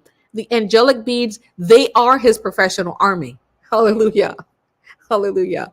Continuing on. Number 5, a state society. Absolute monarchies ruled at a time when society was clearly divided into classes or estates. On the one hand, there were members of the nobility and the clergy, and with numerous privileges. And on the other hand, there was a broad class made up of peasants, bourgeoisie, and urban wage earners, who were the ones who really worked and generated the income of the crown. Only this last class, who lived humbly in rural or urban areas, bore the obligation to pay taxes or tributes to the crown and tithe to the church. Okay, this is the way it was in their economy. In the Most High's economy, he has created these class of beings. And this is the way I see it, brothers and sisters. This is the way I see it. So he brought his kingship to the earth and he established a royal family. So the royal family was to be above the nations of the earth and above all the others who were to be seen as the peasant class. Okay. The others were to be seen as the peasant class, the bourgeoisie, the wage earners. Okay. And then there were those who were the nobility and the clergy, the kings and the priests, the nobility and the clergy, the kings and the priests. That was supposed to be within the nation of Yasharal. Okay. Kings and priests. And then everybody else below that. So you have the Most High's authority centered in the authority of his son, Yahushua HaMashiach, and then expressed in his nation, kings and priests. And then those kings and priests are to minister to the broad aspects of the world, the bourgeoisie or the wage earners, the peasants. And I don't mean this to be, incendiary or insulting in any way. I'm just using the phrases and the terms that's been given in this article to help you understand. Okay, I could use other terms, but I'm using the terms that's been given in this article. So I mean no offense by calling anyone a peasant. I'm just saying that there are those who are of a different class that's been established by the Most High. The Most High created the hierarchy. He created it. Okay, all royal kingdoms have a royal family. Yasharal is the royal family of the Most High. Continuing. Number 6, bureaucracy and diplomacy at the service of the king. So it says here under this picture that in negotiating treaties, alliances and pacts were used. In negotiating a treaty with the nation of Yasharal, the Most High used a treaty, a covenant. He cut a covenant with the nation of Yasharal and said, if you will be my people, I will be your king. I will be your Yahuah. I will take care of you. You obey my commandments. I will baruch you, and so on and so forth. So bureaucracies, the absolute bureaucracies, they operate according to pacts and treaties and covenants. So I hope this is becoming clear for you. I hope you're seeing that we have always been a part of an absolute monarchy and we knew it not. We knew it not. A considerable group of ministers and public officials were responsible for running the kingdom as administrative unit. Okay, I'm going to read that again. A considerable group of ministers and public officials were responsible for running the kingdom as an administrative unit. This was the responsibility of Yasharal, to run the kingdom on the earth. We forsook our position through sin. We began to be like the nations that we were called to minister to. We forsook our position. But the grace and the mercy and the pardon of the king has come to us once again, the remnant seed of Yasharal. And once again, we will be those who will be responsible for running the kingdom as an administrative unit, as kings and as priests. One way to win land and power for kings was war. And we saw it in our nation as our ancestors went to war with the nations around and procured territory. So one way to procure territory was war. When a king goes into a territory and goes to war, that land no longer belongs to the king who loses. The leader who loses, your land is no longer yours. Okay. Even if the king allows you to still remain in the land and allows your people to remain in the land, you are now citizens of a different kingdom. Okay. And that is what's coming to this world. When the Most High sends Yahushua to judge and to make war, he's coming to take all the territories and bring them under the auspices, under the headship of the kingdom of the Shamayim. That's what's coming. No kingdom will be allowed to exist that does not bow the knee to Yahushua HaMashiach. Continuing. For this, ambassadors were needed, who, in addition to making treaties, alliances, and pacts, sought to make suitable marriages. Who are the ambassadors of the kingdom of the Shamayim brought to the nation of Yasharal? That's a question for you. Who are the ambassadors? Who are the ambassadors? I hope you are now you can look at the scripture and you'll be able to see how it's always been patterned after a monarchy, and we didn't understand it. We didn't see it, and we didn't understand our role because we've got democracy on the brain. We've got republic on the brain. We are not citizens who elect our king. Our king stands whether we're there or not. Yes, we are the ambassadors. We are the ambassadors of the kingdom of the Shamayim come to earth. We are ambassadors. We are royalty, and we need to act as such. Okay? Yes, we are. We are. Hallelujah. Yahuah. We are. Hallelujah. Okay, continuing on. Okay. And so this idea here of making suitable marriages, okay? Now, not to bring up any controversy, but making suitable marriages. When you're of a royal family, you marry within the family, okay? You don't marry outside the family. You marry within the family. And that is why we as Hebrews, we advocate for Hebrew to Hebrew marriages, because you must marry within the family so that you keep your bloodline strong as you continue to move forward toward expansion, I'll say. Okay. So notice that making suitable marriages. Okay. And not to be a hypocrite. Many of you know that I am in a Gentile marriage, not to be a hypocrite. So if those of you who don't know, it's out there. I've been really honest about it. My understanding from the Most High is, for me, as the covenant that I have made, I must keep. But in the kingdom, there are going to be marriages that are going to be dissolved because they're not going to be consistent with what the Most High is doing within his nation. Okay. So for now, the Most High is allowing certain things, but in the future, they will not be allowed. Okay. So the idea here is that we are to marry within our nation to keep it strong, to keep the bloodline strong. Okay. And I acknowledge that. I acknowledge that. And I think is wonderful. Continuing. Support from the nobility and the clergy.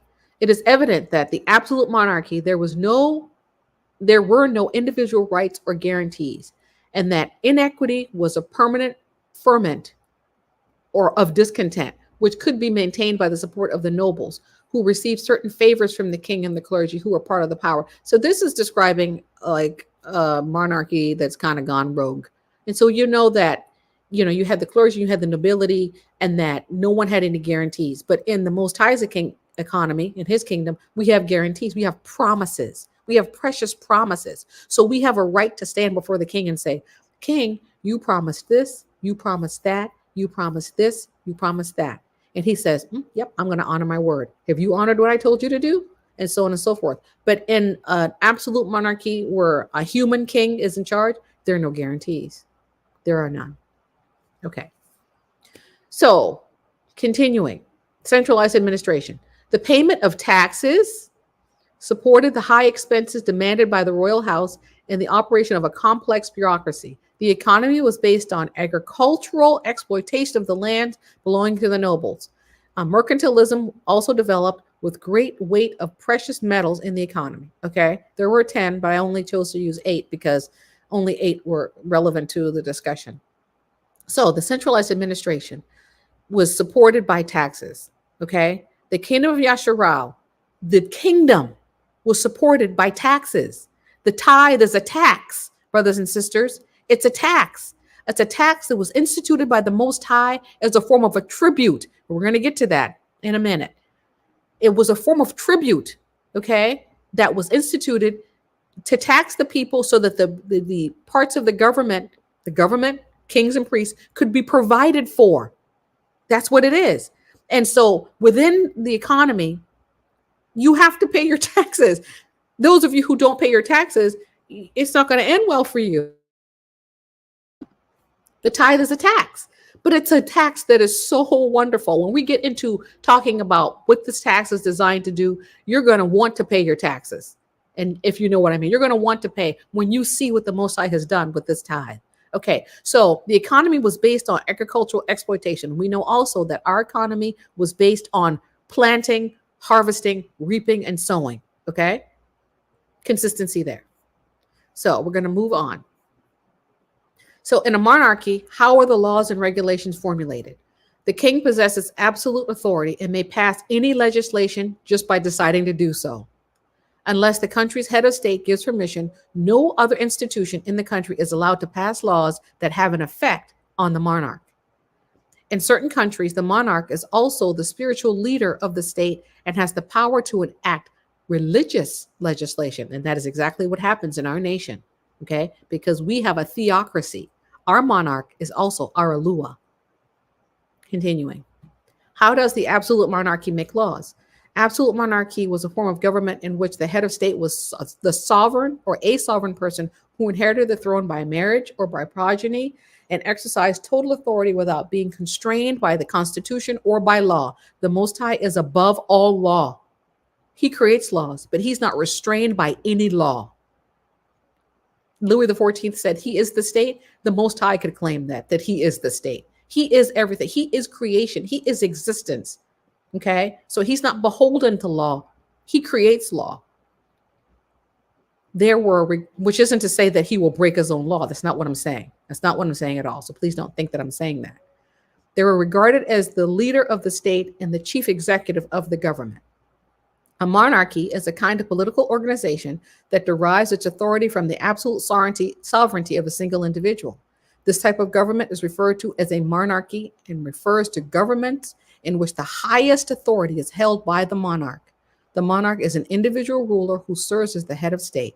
Okay, so we've discussed this, and I think we have a clear understanding of this at this point. Okay, we have a clear understanding of the monarchy, and if you want to read more about that, I have all the references on the screen. So we've talked about kings, we've talked about monarchies, we've talked about absolute monarchies, we've talked about constitutional monarchies. We understand that we currently have monarchies in the world right now. There are monarchies. We just had a transfer of power from one queen to a king in the UK. Okay, so we talk about these things, but who is the absolute king of all? Who is the king of all? Who is the king of all the kings? Who is it? What is his name? If you know, tell me who owns the cattle on 1,000 hills? Who creates the laws? Who kills and who makes alive? Who is it? Who is the king of all the kings? Okay, because it's his way. It's his way. Yes, Sister Tara. Yes, hallelujah. Yes, that is his name. He is the king of all kings. So all earthly authority, unless it submits to the king of the Shamaim, is illegitimate. I'm going to say it again. All kings, queens, princesses, what have you, unless they submit to the King of Kings, they are illegitimate. Continuing on. In Psalm 103, we read, Yahuah hath prepared his throne in the heavens. His kingdom ruleth over all. Very clear. He is the king of everything and everybody. He owns everything. We have an absolute monarchy, and he is the king. He sits at the head and enthroned. He is in charge of the Shamaim of heaven and earth. Okay. Continuing. Oh, let's see. Just Amina. The king of all is Yahuah. Thus Yahusha is Yahuah. Prayerful. I hope you see this. Yes, I see it. I see that the Father has taken his rightful place as king of the earth through and by his son. I see it. Absolutely. Thank you, sister. I absolutely see it. Yes. So the Father, Yahuah, has always been the king. He's always been the king of every king. Okay. So the Father, when we asked for a king back in the day, we asked for a king, and the Most High gave us Saul, gave us Shaul. Okay. And that was a disappointment to our nation. And then we got a good king. We got Dawood, who was a really good king. But still, he was a king. He was a human king and subject to human frailty. The Most High says he always intended to be the king of our nation. So Yahusha is the fulfillment of the Father sitting upon the throne that he created for himself. Okay? Yahusha is the son of the Father who was made from the Father's substance. Okay? So to see the Son is to see the Father, and Yahusha will sit on the throne. So absolutely, sister, I see your comment. Absolutely. I'm going to continue on. Wherefore David Baruch Yahuah before all the congregation, and Dawood said, Baruch be thou Yahuah Aluah of Yasharal, our Father, our Ab, forever and ever. Thine, O Yahuah, is the greatness and the power and the glory and the victory and the majesty. For all that is in the heaven and in the earth is thine, and thine is in the kingdom. O Yahuah, thou art exalted as the head above all. Once again, the scriptures is demonstrating to us that the Father is the king of all. He is the head of all. And as Sister Amunah indicated, we will see this demonstrated when Yahusha takes the throne, and the Father in the Son ruling over the nation of Yasharal, and ruling actually over the whole world. Continuing.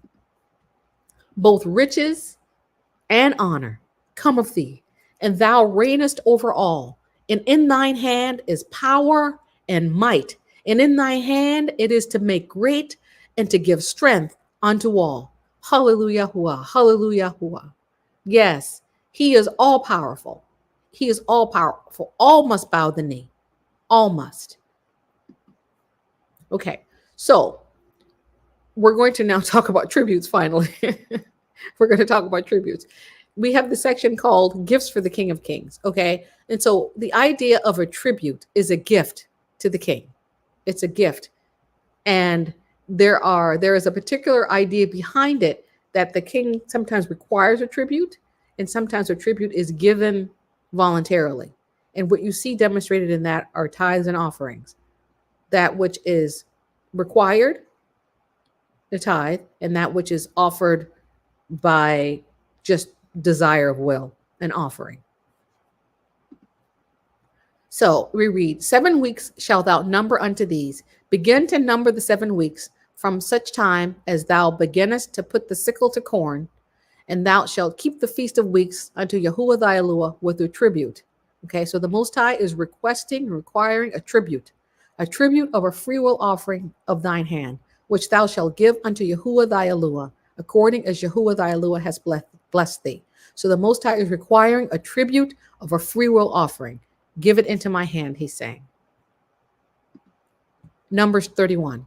And the asses were 30,500, of which Yahuah's tribute was 61. So Yahuah's tribute was his portion of the total. There were a total of 30,500, and then 3,000 or 61,000. Three score. It's at 61. And 61 was Yahuah's tribute. So Yahuah's tribute was the portion that was given unto Yahuah. And the persons were 16,000. And of Yahuah's tribute were 32 persons. So of the total, a portion was given unto Yahuah. That was his tribute. And Moshe gave the tribute, which was Yahuwah's heave offering unto Eleazar the priest, and as Yahuwah commanded. So once again, we're seeing tributes being offered unto the Most High, a portion of something being given unto him as a free will offering. So we're going to read about tribute. Finally, we've been talking about it. So now we're finally going to read about it. A tribute. A tribute from the Latin tributum, contribution, is wealth, often in kind, that a party gives to another as a sign of, look at the signs, brothers and sisters, as a sign of submission, allegiance, or respect. It's wealth of any kind. It could be crops, it could be herbs, it could be mint, it could be anise, it could be a sheep, it could be a goat. It's any kind of wealth. It could be gold, could be silver. It's wealth of any kind that one party gives to another party as a sign of submission, allegiance, or respect. That is the idea behind the tithe. The tithe is a tribute that we give unto the Father as a sign of submission, allegiance, and respect. It goes on to say, various ancient states exacted tribute from the rulers of the lands, which the state conquered or otherwise threatened to conquer. In cases of alliances, lesser parties may pay tribute to more powerful parties as a sign of allegiance, and often in order to finance projects that would benefit both parties. To be called tribute or recognition by a payer of a political submission to the payee is normally required. The large sums, essentially protection money paid by the latter. Okay, and then it talks about the Roman and Byzantine Empire. So you could say that when we obey the Most High's commandments and statutes, and to give the tithe that He has required us to give, and to keep His commandments the way that He has indicated, that it brings with it protection from the King. We are covered by His army in the Shamayim, His Malachim. We are covered by His feathers. We are covered by His grace and by His mercy and by His compassions. And so when we come into alignment, when we come into fellowship with the Most High, and we do what we're told to do, we are under the protection of the kingdom.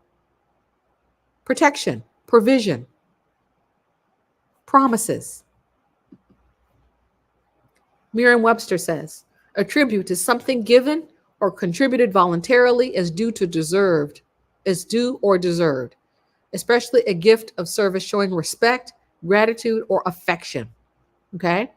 It also is also something that indicates the worth, the virtue, or effectiveness of the one in question. So when you give into certain people's hands, the Most High, for example, you're demonstrating to Him what you feel about Him. It's a sign of gratitude. It's a sign of respect. It's a sign of affection. Okay? Also, it's a payment by one ruler of a nation to the rule of another nation in acknowledgement of submission or as the price of protection. Okay? The Most High says, if you give into me, into my bosom what I required, I will rebuke the devourer for you. I will protect you from that which comes to devour your substances. I will protect you. Make sure that there's food in my house. That's what He's saying. He's saying, give me my tribute.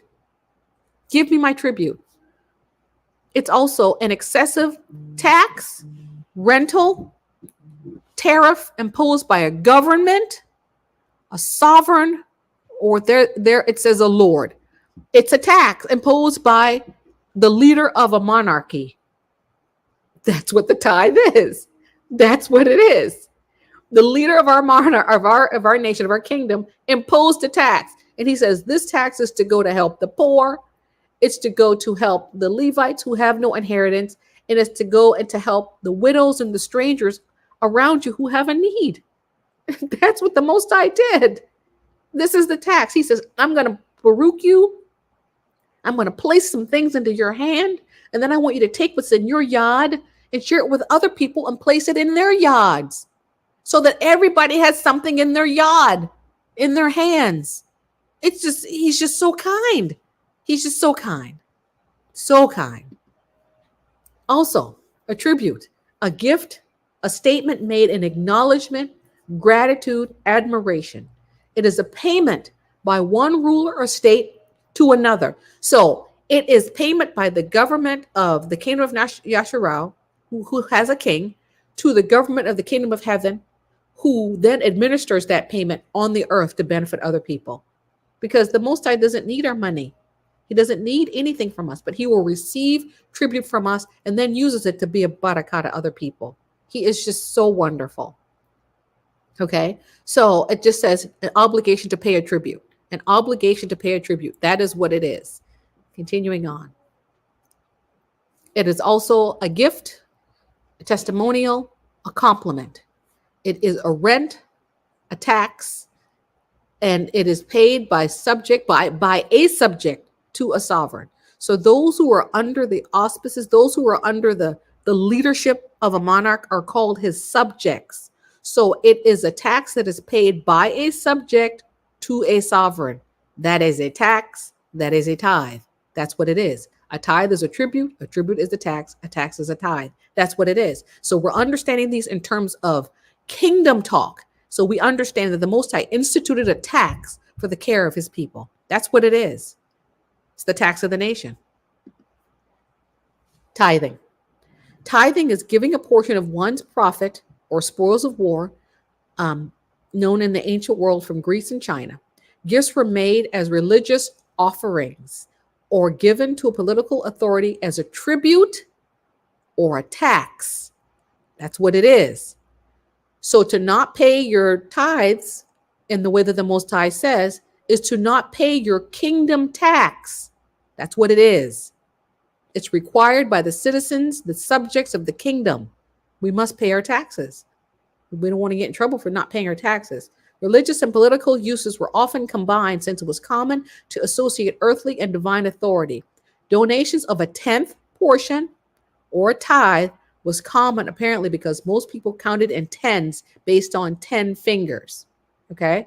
Tithing first appeared in the scriptures when Abraham gave 1/10 of the spoils of war to Melchizedek, the priest king of Salem. The writer of Hebrews presumed that tithes were paid to a higher authority and inferred that they were a greater priesthood than Aaron's.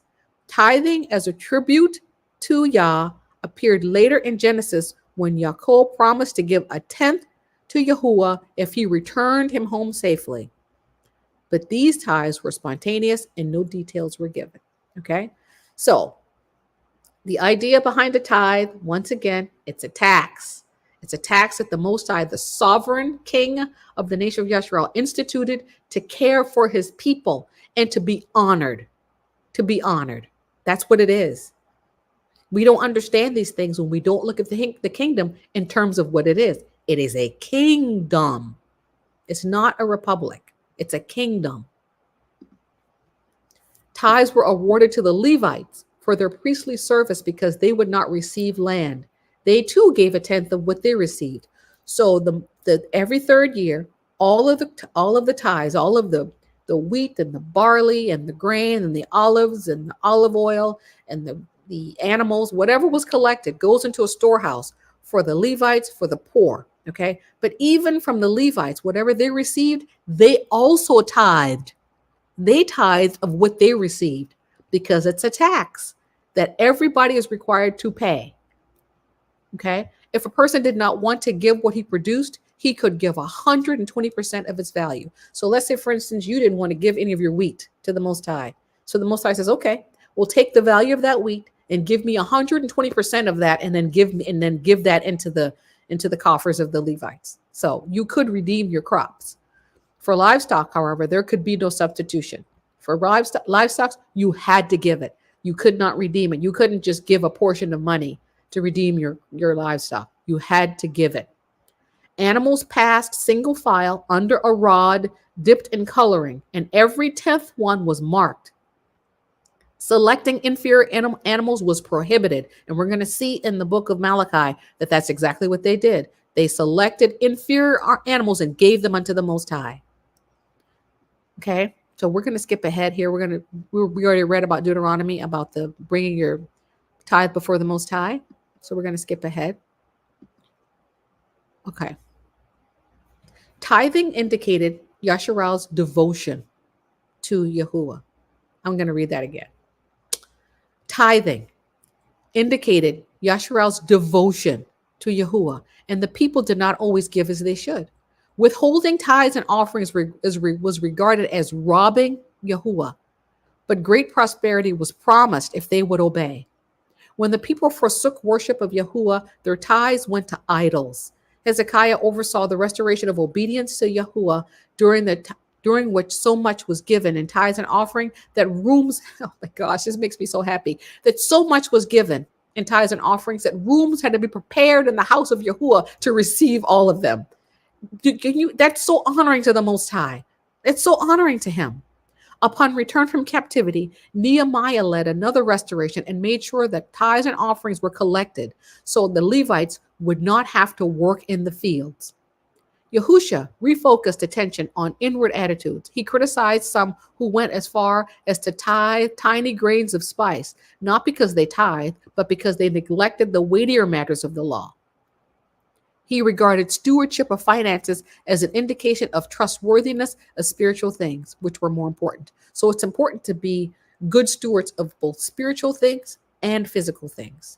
So what the Most High has placed into our yads, into our hands, we are required to give a portion back unto him. And how do we do that? How do we do that? We're going to talk about it. And your eyes shall see, and ye shall say, Alua will be magnified from the border of Yasharal. A son honoreth his father, and a servant his master. If then I be a father, where is mine honor? This makes me want to cry. This makes me want to cry. The father saying, if I'm your father, if I'm your Ab, where's my honor? If I be a master, where's my fear? Where's my respect? Saith Yahuah of Sabaoth unto you, O priests that despise my name. And you say, wherein have we despised your name? Ye offer polluted bread upon my altar, and ye say, wherein have we polluted thee? In that ye say, the table of Yahuah is contemptible. And if ye offer the blind for sacrifice, is that not evil? With the Most High has has beef against the Levites because they're taking items that have been donated that have either gone bad or were given bad and offering it as a sacrifice unto the Most High. Blind, lame, maimed animals and polluted bread that they're offering unto the Most High as a sacrifice. He's saying, where's my respect? Where's my respect? And if ye offer the lame and sick, is that not evil? Offer it now upon thy governor, and see if he will be pleased with thee, or accept thy person, says Yahuah of Sabaoth. So the Most High is saying, give it to your governor, the governor of Judah, whoever the governor is at this time, whoever the mayor is, give it to your leader. See if they want you to give them halt, lame, maimed animals, and rotten, moldy bread. Why are you giving these things to me? Where's my honor? I'm the king. You don't give things like that to the king. You're to honor the king. You're to bring your best and place it before the king, not moldy bread. And now I pray you, beseech Alua, beseech me, pray to me, that he will be gracious unto us. This has been by your means. Will he regard your persons, saith Yahuah of Sabaoth? Who is there among you that would shut the doors for naught? Neither do ye kindle fire on mine altar for naught. I have no pleasure in you, saith Yahuah of Sabaoth, neither will I accept an offering at your hand. The Most High is upset. He's upset. This is a great question. We're going to talk about that, sister. We're going to talk about that. It's a great question. We're going to get to that, okay? Because it would be useless to talk about this and not talk about how we can apply it at these times. So we're going to get to that. So be patient. Just hang on a little bit. Okay. For from the rising of the sun, even unto the going down of the same, my name shall be great among the Gentiles. And in every place, incense shall be offered unto my name, and a pure offering, and my name shall be great among the heathen, saith Yahuah of Sabaoth. But you have profaned it. And ye say that the table of Yahuah is polluted, and the fruit thereof, even his meat, is contemptible. Why is it contemptible? Because contemptible offerings were offered upon it, upon the Most High's table, upon the Most High's altar. Animals that were halt, lame, maimed, blind, that should never have even been sacrificed, that should never have even been offered, were offered and sacrificed on the Most High's altar. Shameful. Shameful. The things that you sacrifice is an indication of how you feel about the Most High. Remember, tributes, taxes, they're an indication of affection to the sovereign. So if you offer blind, lame, maimed, halt, moldy bread, it's a sign of your affection or the lack thereof for the sovereign.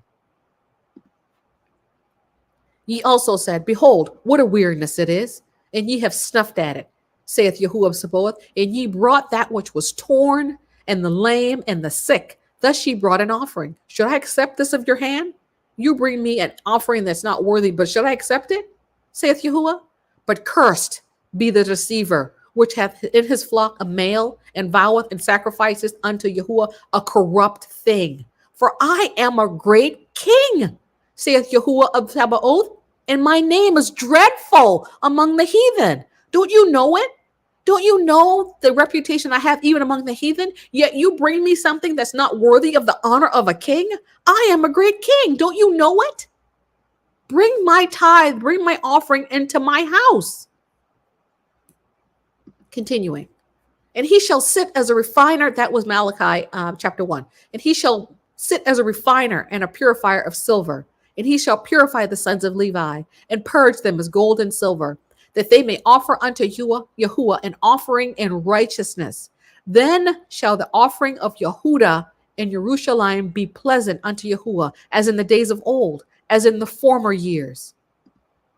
And I will come near to you to judgment, and I will be a swift witness against the sorcerers, and against the adulterers, and against false swearers, and those that oppress the hireling in his wages, the widow and the fatherless, and that turn aside the stranger from his right, and fear me not, saith Yahuah of Sabaoth. For I am Yahuah, I change not.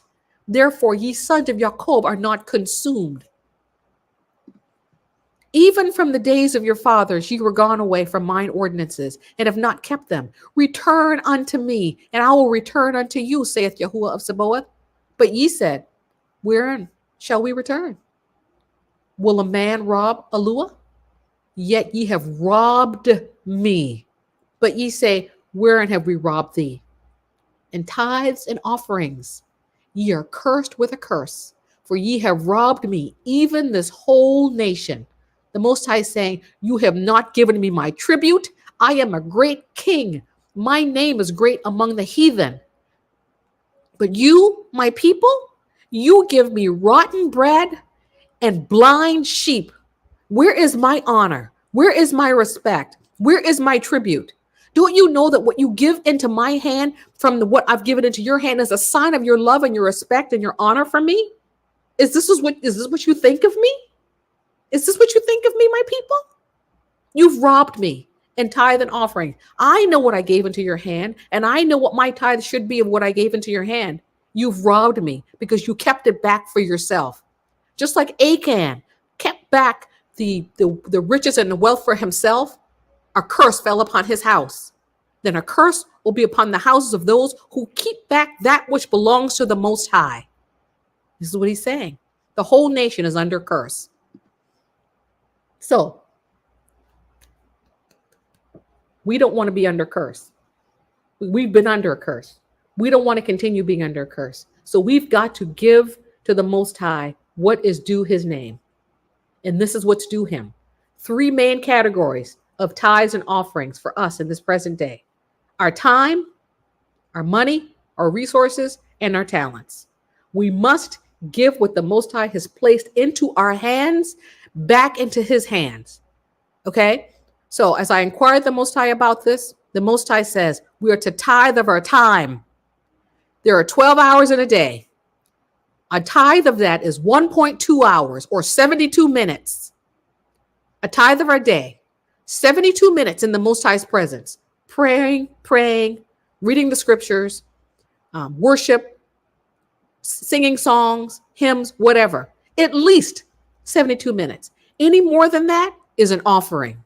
But the tithe is the minimum requirement of your time, 1.2 hours or 72 minutes. 72 minutes in the Most High's presence. That is a tithe of your time. Okay? Second category, resources, money. And I have there inquire.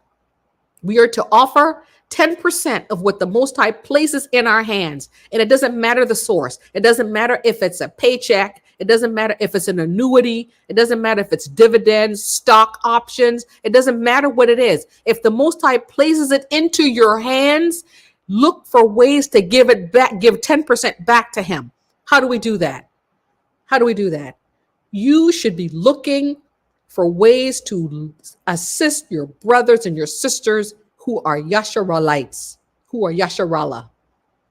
If you see a need, give.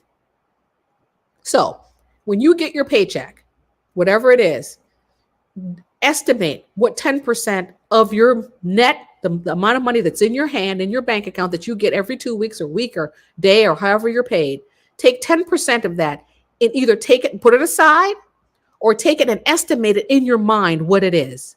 And then say, Father, this money, this resource right here that you've given into my hand from your yard into my yard, I'm giving it back to you. Show me who you want me to give it to. Whether it's a family member, a friend, a stranger on the street, a ministry, whatever it is. Sometimes the Father may say, I want you to keep it this month and I want you to use it to do such and such. Whatever it is, get your guidance from the Most High. Set aside your 10% and ask him how he wants you to honor him with the first fruits of your increase. Okay? Whatever you have, offer 10% of it to the Most High and then ask him. You could have a garden. Take a tithe of your crops and say, Father, what do you want me to do with this 10% of what I have harvested? Do you want me to give it to the neighbor? Do you want me to just place it on the ground as an offering before you? Tell me what you want me to do with it so that I can honor you with everything I have. And he will do that. He will do that. If you ask the Most High, he will show you people who have needs. There are plenty of people right now who have needs. People are losing their jobs. They're losing their homes. They don't have resources. And we are called to rally around them and to support them with the tax that the Most High has instituted, that we use to take care of the widows and the poor and those who are among us who don't have means. That's what it's for.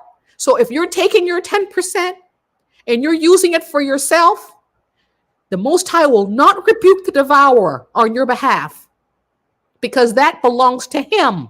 It's your tribute to him. It belongs to our King, and we're to use it in the way that he has determined. Okay? The Most High is not asking this of us because he needs what we have. It's a way that we get to participate in the upkeep of our kingdom, of our nation. We get to be participants of being agents of mercy, agents of compassion, agents of love. We get to participate in that. It's a gift. The Father could just meet everybody's needs. He could do that. But he's saying, no, I'm going to let you be involved. I want you to give it to my hand. And then let me show you how I operate. Let me show you how I give. Let me show you. Okay? Talents. What can you do? What are you good at? Can you sing? Are you good at administration? What are you good at? Whatever it is, whatever you're good at, give it unto the Most High. Offer it as an offering, saying, Father, whatever I'm good at, I give it to you. I can talk. I will give you my mouth. I know how to type. I will give you my fingers. Whatever it is that you can do, give it unto the Most High. And I'm going to say this, and I mean no offense. No offense. There are some of you who may be listening, and those of you who may listen later, who take and take and take and take, but you don't give. And you wonder why your life is out of order and why your life is out of balance. You wonder why you don't prosper. You wonder why you don't receive the answer to your prayers. You wonder why, because your life is out of order, because you're not honoring the King first. You must honor the King with the first fruits of your substance. You must. If you hope to live a life that's worthy of honor and a life that is prosperous, you must. then you cannot see your brother in need and tell me that you're honoring the king if you're not going to do anything about it. Continuing on. This is what the Most High is saying to our ancestors then and to us now. Because remember, the law is not done away with, right? And if it's not done away with, this command to tax, to tithe, this tribute is still in effect. He is still the great king, still. This is what he says to us. Bring ye all the tithes into the storehouse, that there may be meat in mine house. And prove me now herewith, saith Yahuah of Sabaoth, if I will not open to you the windows of heaven and pour you out a blessing, a barakah, that you will not have room to receive it, then I will rebuke the devourer for your sakes, and he shall not destroy the fruits of your ground, neither shall your vine cast her fruit before the time in the field, saith Yahuah of Sabaoth. The Most High is saying, prove me. Prove me. You don't believe me? You do what I tell you to do. Give me that 10% that I told you to give me. Offer it. Ask me how I want you to give into the bosom of others. Prove me and see if I won't baruch you. Prove me. Now, the tithe that they taught us about in the church, that was just a bunch of malarkey, because it was all about the state, all about the church. Bring your money into the church and give it into the pastor's hand. That is not what the Most High is saying. In this economy, we were to give our tithes unto the Levites, and we were to eat our tithe before the Most High in his presence. That is how it was instituted then. But in our current economy, in our current state where we are right now, we receive a paycheck. We don't grow crops, most of us. We don't have animals, most of us. So what the Most High places in our hands is going to be a paycheck. Honor him with that paycheck and ask him, how do you want me to spend your 10%? What do you want me to do with it? Whose bosom do you want me to give into? Okay? And wherever he leads you, obey. He will tell you if you ask him. He will. And he's saying, bring it. Bring my tithe. Bring my offerings. Not just the tithes now. The tithe is the minimum. The offering is the extra. Okay? After you've already given your 10% for the month, and then you see somebody in need, and you go, I've already given my 10%, but that person's in need. And you give anyway, that's extra. The Most High's eye is really on that extra. Okay? It's on the tithe as well, but it's on all of that. The fact of the matter is, bring the Most High's meat into his storehouse. Okay? Bring it and prove him. He's saying, I'm going to rebuke the devourer. Let's talk about that a minute. There's a devourer, brothers and sisters. There is a devourer. There's a devourer of your time. There's a devourer of your talents. There's a devourer of your substance. There's a devourer of your life's blood. There's a devourer of your money. There's a devourer of your house. There's a devourer of your relationships. There's a devourer of your mental capacity. There's a devourer of every aspect of life. The Most High says, I will rebuke the devourer for your sakes if you honor me in this way. That's what he's saying. I will rebuke the devourer. I have not seen in the scriptures anywhere else where the Most High says that he will rebuke something for us. If you know of it, please share it with me in the comment section. I can't think of another instance where the Most High says, I will rebuke something for you. This is a promise. This is a promise on top of a promise, wrapped in a promise. You want the devourers in your life rebuked? Give into the Most High's bosom. Give into his hand what he has given into your hand. Don't be stingy with the Most High. Don't sit and watch your brothers and sisters in need and not let your heart of compassion be open to them. Don't do that. Don't do that. We are part of one another, flesh of each other's flesh and bone of each other's bone. If there's a need and you have it in your hand, ask the Father, should I give in this instance? And then if he tells you yes, give it. Give. And it will be given unto you, good measure, pressed down and shaken together will men give into your bosom. These are promises of the Most High. You can't outgive him. And I'm not telling you, once again, I'm not telling you to give to a church. I'm telling you to give to people who are in need. Give to people who labor in the vineyard. Give to people who are out there sharing this basora. Give as the Most High leads you to give, but only as he leads you. Don't give because you feel guilted. Because somebody tells you you have to give into their bosom. Somebody says, no, you got to give into this ministry. Nonsense. Give as the Most High leads you. If he doesn't lead you to give, don't give. And that is why I told you guys not to give a dime as I was teaching this message. I don't want any of you giving me a red cent unless the Most High leads you to do it. If he doesn't lead you to do it, please, for your sake and for mine, don't do it. It won't be a barakah to you. Only give if the Most High moves your heart to give. Don't give to be seen. Don't give because it's in form or if it's in fashion. Don't give because you like the little cute little things on the screen. Don't give for any other reason than the fact that the Most High is moving your heart to give. There's a barakah associated with that. Okay, brothers and sisters, please hear me, hear my heart. Give by command, not by fancy. Hallelujah.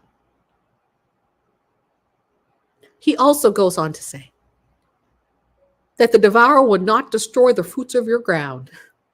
There's so many of us right now. There's so much in us that needs to come out. So many gifts, so many talents, so much fruit that needs to come out, but it's yet to come out of our lives, out of our finances, out of our homes, out of our marriages. So much fruit yet to be born. The Most High says, all those little foxes that are coming in to spoil the vine of your life, I'm going to rebuke them, but bring my meat into my house. He's saying, your vine shall not cast her fruit before the time. You won't have abortions. And this is what I mean by that. Abortion is the expelling of something before the time. There are some of you who are experiencing in your life things that fall apart before it has come to a completion, before it has reached its point of completion, before it has reached the point where it needs to be. It aborts itself.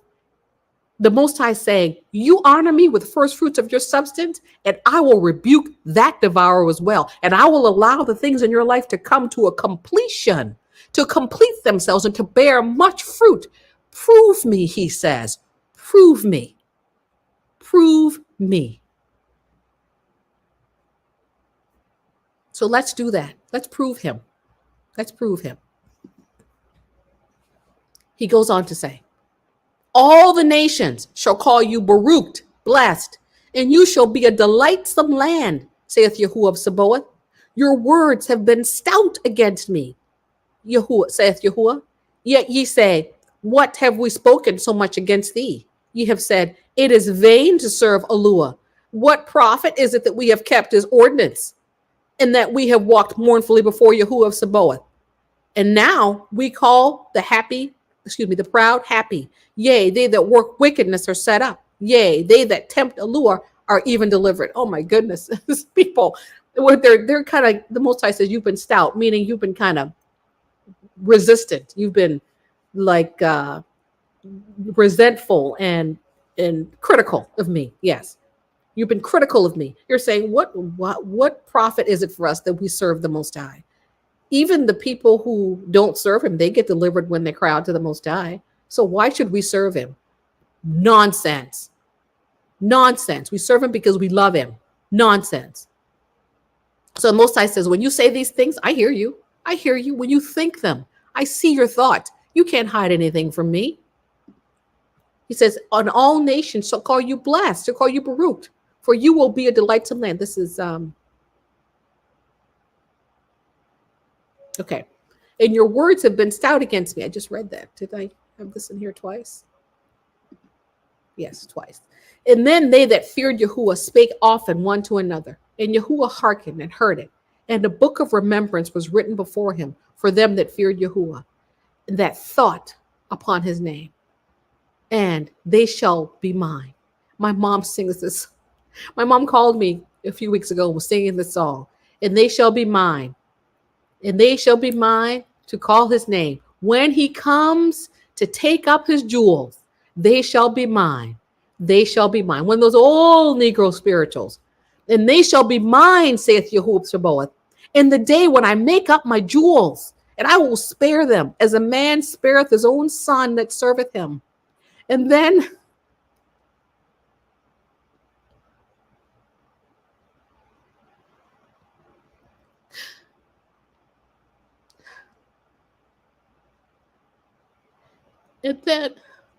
shall you return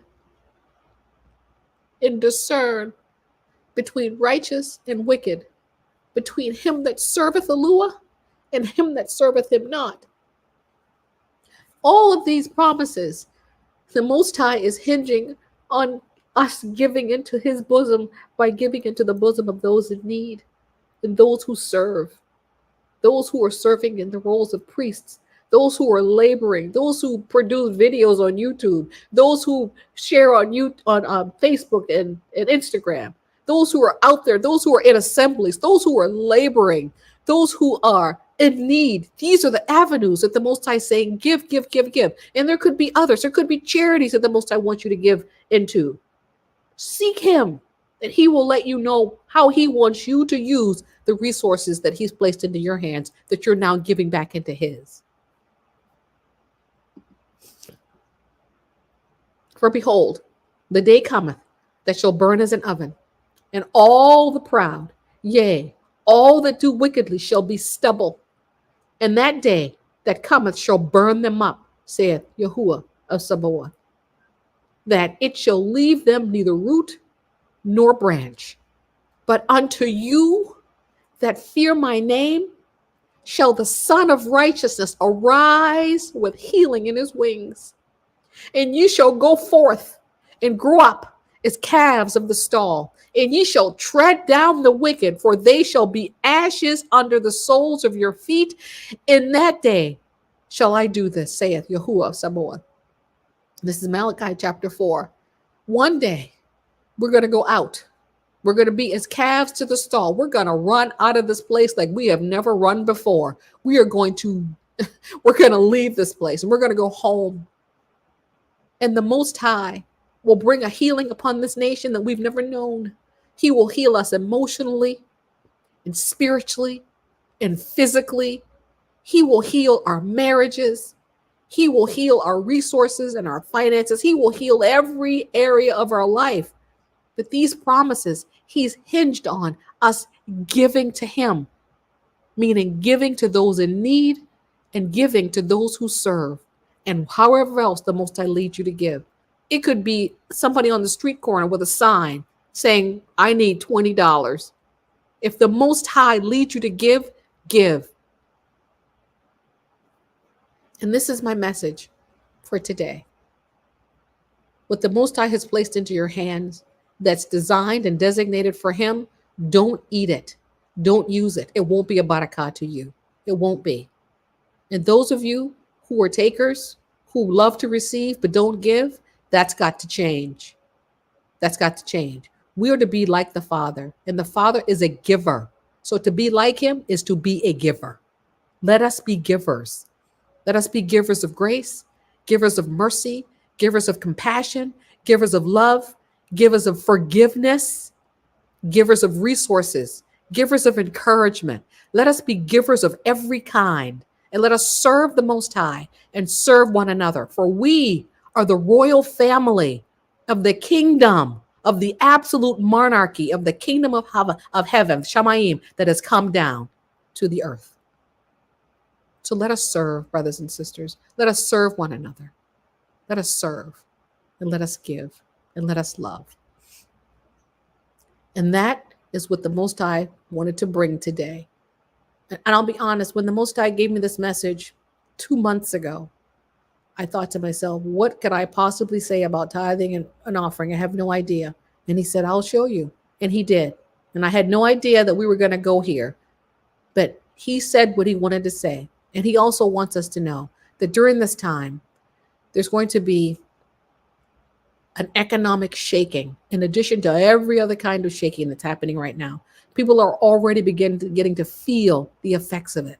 They're already beginning to be businesses that are shuttered, closed down, out of business, people losing their jobs, people in danger of losing their resources, their homes. And it's only going to continue and intensify. And if we can't honor the Most High in the first fruits of our substance now, we're certainly not going to be able to when it gets really, really bad. If we prove the Most High and give as he is instructing us to give, he will rebuke the devourer, the devourers of famine, the devourers of lack, the devourers of hunger. He will rebuke them on our behalf.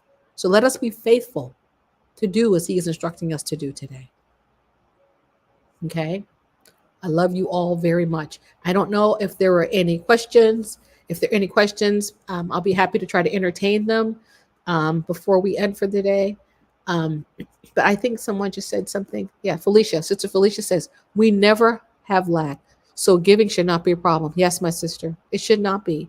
And you know what, sister? If you give, it never will be a lack. There never will be. I'm telling you.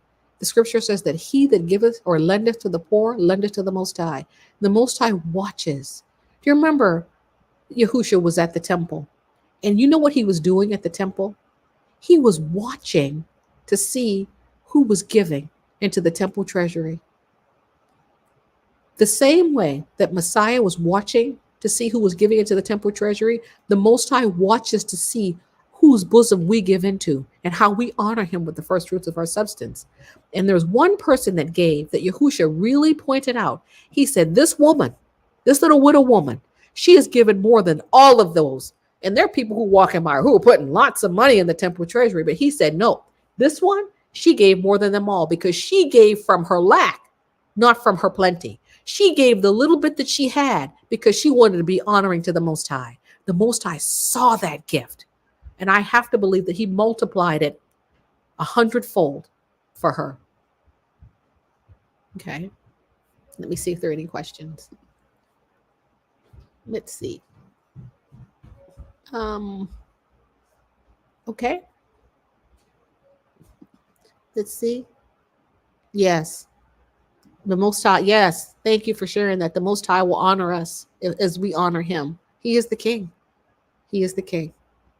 Okay. Well, if there are no questions, I guess we're going to end for the day. I'm going to pause and get myself a sip. I haven't drank anything during this whole time. So I'm just like, my voice is like, ooh, give me a break. But I just want you all to know that I love you all very much. And it is my pleasure and my delight to be able to come before you and to be used with the Most High, to use my little gifts and my little talents to be used with the Most High to serve in any way. It just makes my heart very happy. So I wanted to remind you all that we have our Daniel fast beginning tomorrow. Tomorrow it's at dawn. For those of you who may not know, we have a Daniel fast beginning at dawn on tomorrow. We're going to be doing that for 3 days. The prayer subject matter is listed in the community tab, and instructions are listed in the description box of the video that introduced the fast, the video on be careful what you eat. So if you're interested in joining in with that fast, just check that video out in the instructions, and also check out the community tab for the prayer focus for the 3 days. And one of the other things that Brother Yahuddin actually was requesting that we pray for, and I'll mention it to you here, that there are nations right now that are at odds with the nation whose symbol is the bear. Oh, wow. Thank you all for your gifts. Thank you. Had my eyes closed. Thank you all for the super stickers, for the super chats. Thank you. Because I know that you're giving from your heart and because the Most High led you to give and not for any other reason. So I thank you. I receive it. And I pray that the Most High would recompense you 100-fold. So there are these nations that are coming together right now. We can see the conflagrations that are soon going to erupt in this worldwide conflict.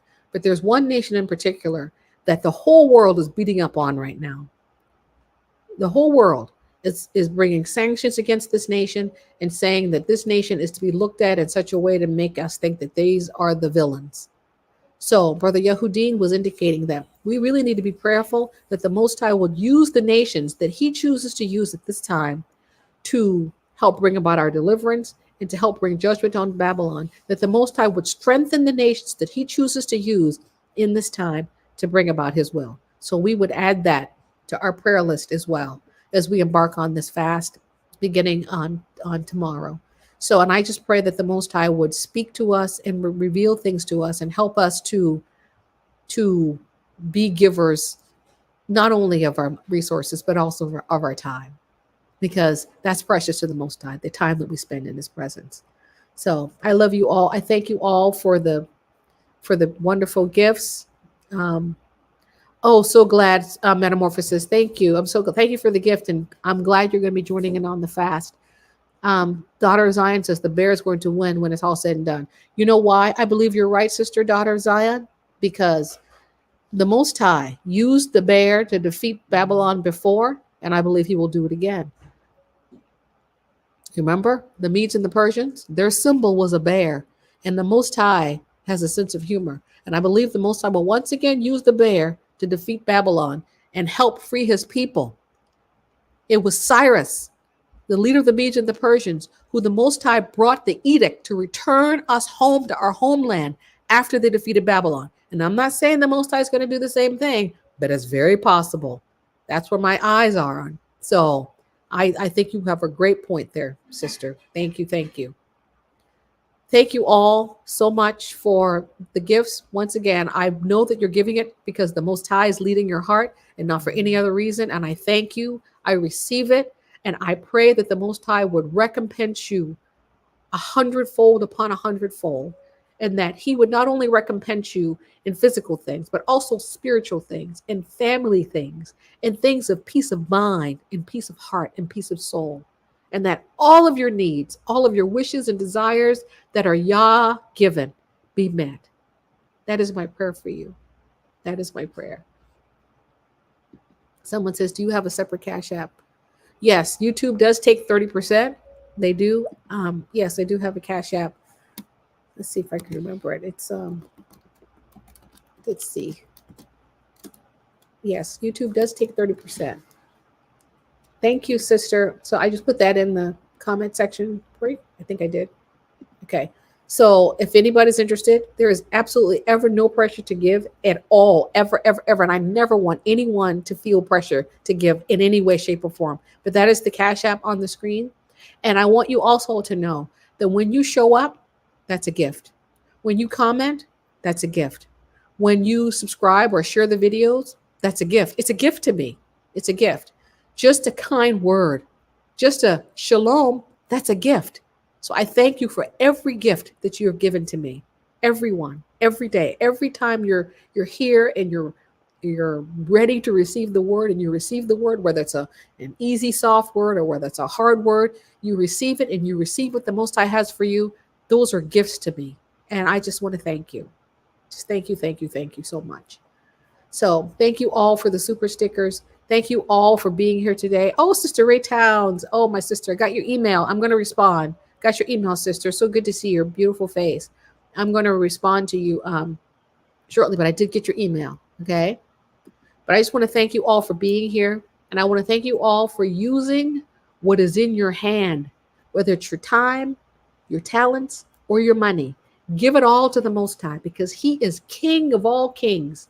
And we will see his kingdom come, and we will see him sitting on the throne of Yasharal in the person of his son, Yahushua HaMashiach. And we cannot wait. We cannot wait until that day comes. He shall be mine to praise his name. When he comes to take up his jewels, we shall be his. We shall be his. Hallelujah. Yahuah. May the Most High Baruch and keep you, brothers and sisters. May he make his face to shine upon you and be gracious unto you. And may he lift up his countenance upon you and grant you shalom, peace in every area of your life. May everything that you hope for and wish for and want for be yours as you submit yourself into the mighty hand of Yahuah. And as you give, as he has instructed you to give, may you lack nothing. Ever, ever, ever. That is my prayer for you today. I pray that you would have a wonderful rest of your day. Oh, Sister Dee Dee, I don't have Zelly. No, I don't have that. I do have PayPal, but I don't have Zelly. I don't remember what my PayPal is. I don't remember what my PayPal. If you check the comment section under this video, I think I do have the PayPal information there. If you're interested in that, okay? I do have PayPal, but I don't have Zelly. I don't know what that is. I really don't know what that is, but I don't have it anyway. But Brother Calvin, I see they're on you again. He's using his phone right now because he got kicked off the internet. He's been having some troubles, but you hang tough. You hang tough. Our days here are numbered. So Okay, so Yahudin says lots of overstanding. I know people say the overstanding, understanding. I don't have a problem saying understanding because I stand under the Most High's wisdom. So I don't have a problem saying understanding. So, but I received what you just said. I thank you. I thank you. Thank you.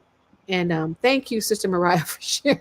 Thank you for sharing that because I'm like, I don't know what it is. It's somewhere in the comment section. So there it is right there. But remember, there are lots of people out there who are sharing the word of the Most High. So make sure that as you give, be led and give into the bosom of those who are sharing the word of the Most High, who are encouraging you to draw near to Him, who are bringing forth the word, who are laboring in the vineyard. So share the resources that the Most High lead with those who are out there doing the work. Okay, I love you all so very much, so very much, and I just pray that you have a wonderful rest of your day, and that as you find yourself giving more and more, that the joy of giving becomes yours, because there's a joy to giving. It just makes you feel good. And so I just pray that the Most High will multiply that joy of giving unto you, because it feels good to just be a barakah to the people that we love. And I love you all so much. And I pray that you have a wonderful, wonderful rest of your Shabbat. I love you, love you. Shalom, shalom.